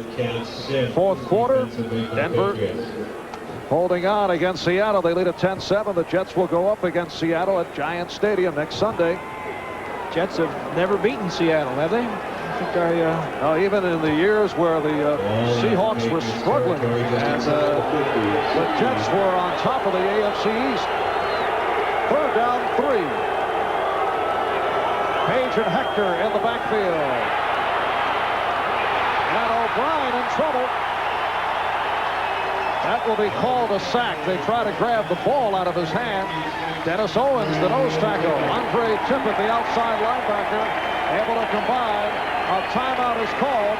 We'll be back in It'll be a 3rd down and 7. Billy Sullivan, the owner of the New England Patriots, and quite a man. He's very excited, I'm sure, about the offense that the Patriots have exhibited.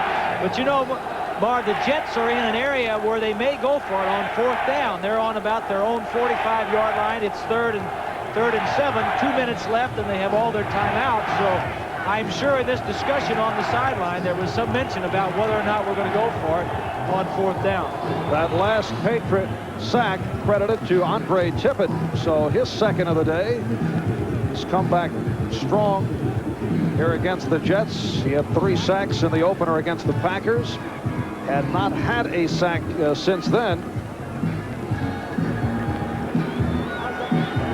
Well, they tried to block Tippett with a guard. Alexander tried to come out, and he did block him, but what happened is Tippett really collapsed the pocket, and there wasn't a lot of room for O'Brien.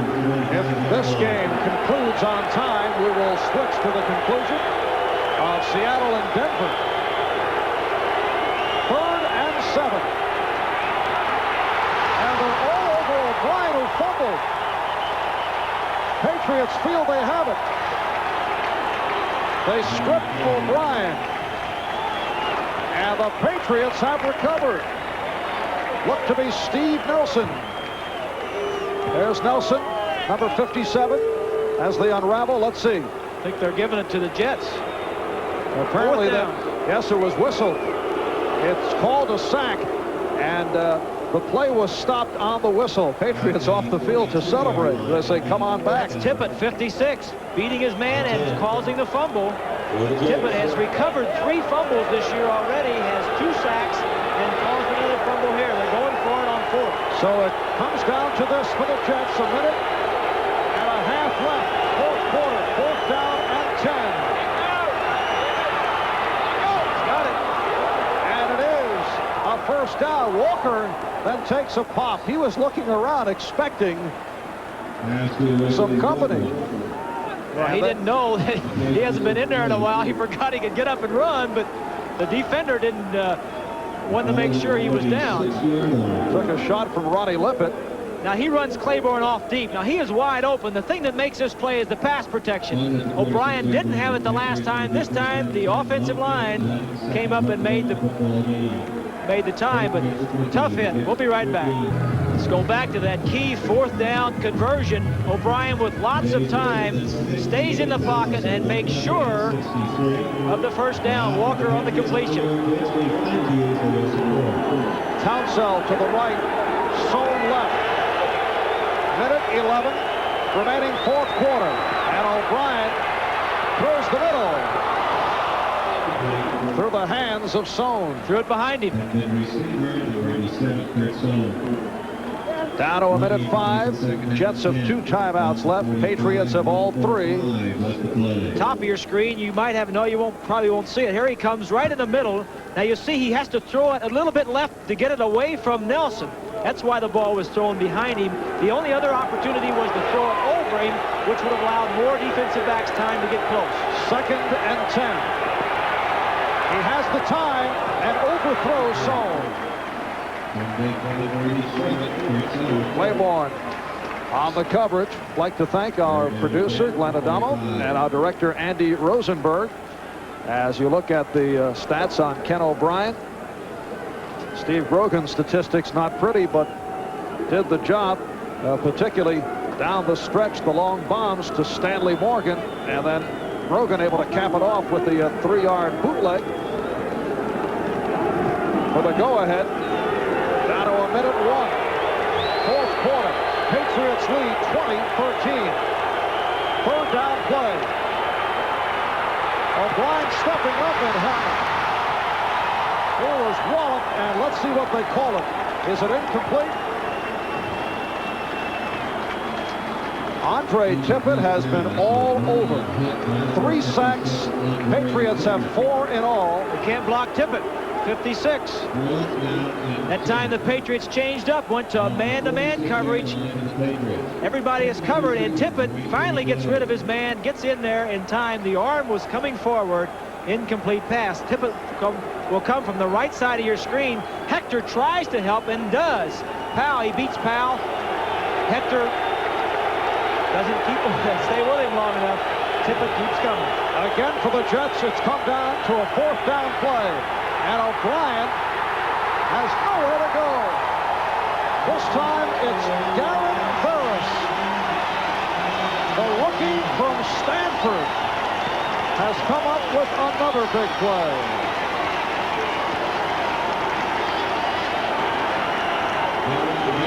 5th sack of the day for the Patriots. And you have to feel that Joe Walton will not be pleased with the work of the offensive line again here today. Well, he said they've been up and down, but the thing you have to give credit to is the Patriot defense. We said coming in that they were number 2 defending the pass in 3rd and 4th downs, and they certainly showed why. Good pressure and tight coverage. Ken O'Brien.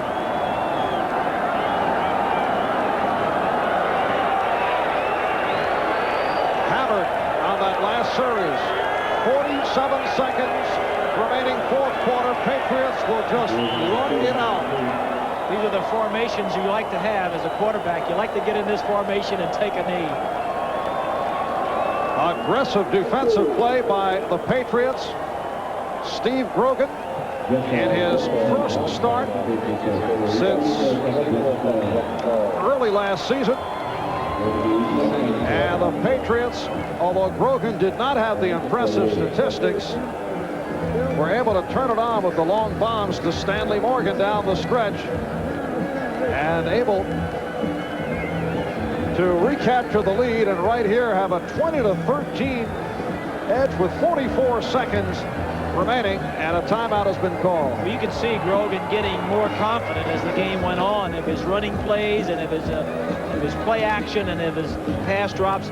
The ideal play, the one that really showed that was when they were on the Jets' 3 or 4 yard line, and he faked the running play and took the ball in around left end for a touchdown. But O'Brien has grown in this ball game too. He has not had his main running back McNeil, and he has done a pretty good job without him, and it's a tough loss for the Jets. Grogan 11 for 31, 172 yards, 1 touchdown, 1 interception. Next week, New England will be at Tampa Bay, and they're providing all kinds of problems for the Dolphins in the 4th quarter. Patriots will be back home in 2 weeks to face Miami. That game already a sellout. It has been for weeks. While the Jets home for Seattle next week, and then travel to Indianapolis and Miami. Jets in a stretch playing 3 out of 4 on the road. And again, the Jets will make it 0-4 following Monday night games against the Dolphins, and the streak will continue as we look at Freeman McNeil. He was the story Monday night, battered and bruised, short week.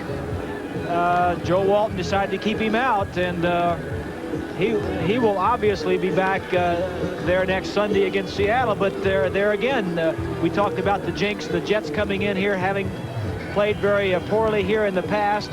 Will have to play Seattle at home, and knowing that they've never beaten Seattle. So a couple of tough teams these 2 weeks. Jets just used their final timeout. 40 seconds remaining. 3rd down play. Seattle and Denver following the Jets and the Patriots. And now the clock running down.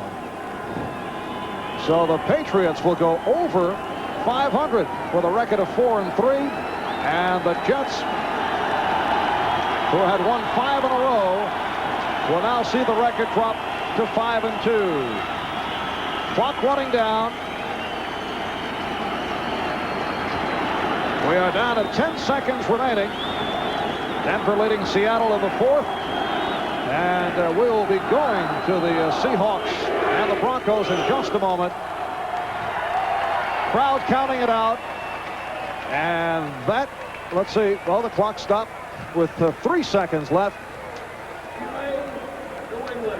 Delay of game is called, so they will have to take a final snap. It's a big win for Raymond Berry, too. You know, he'd been taking some heat in the newspapers and from the fans up here for his conservative style of offense. And like we said, he says, I'm not that conservative. And I think with the new offense that he put in this year, the new offensive coaches, I think he felt like we're just going to ease into this in the two-back situation. And I think this was a big win for him. There was an article in the paper this morning how Raymond Berry, the teams that he has beaten, have not had a winning record, and certainly the Jets will stop that conversation from going on any further.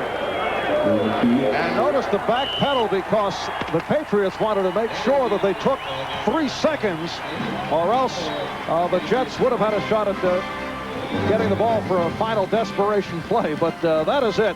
The Patriots have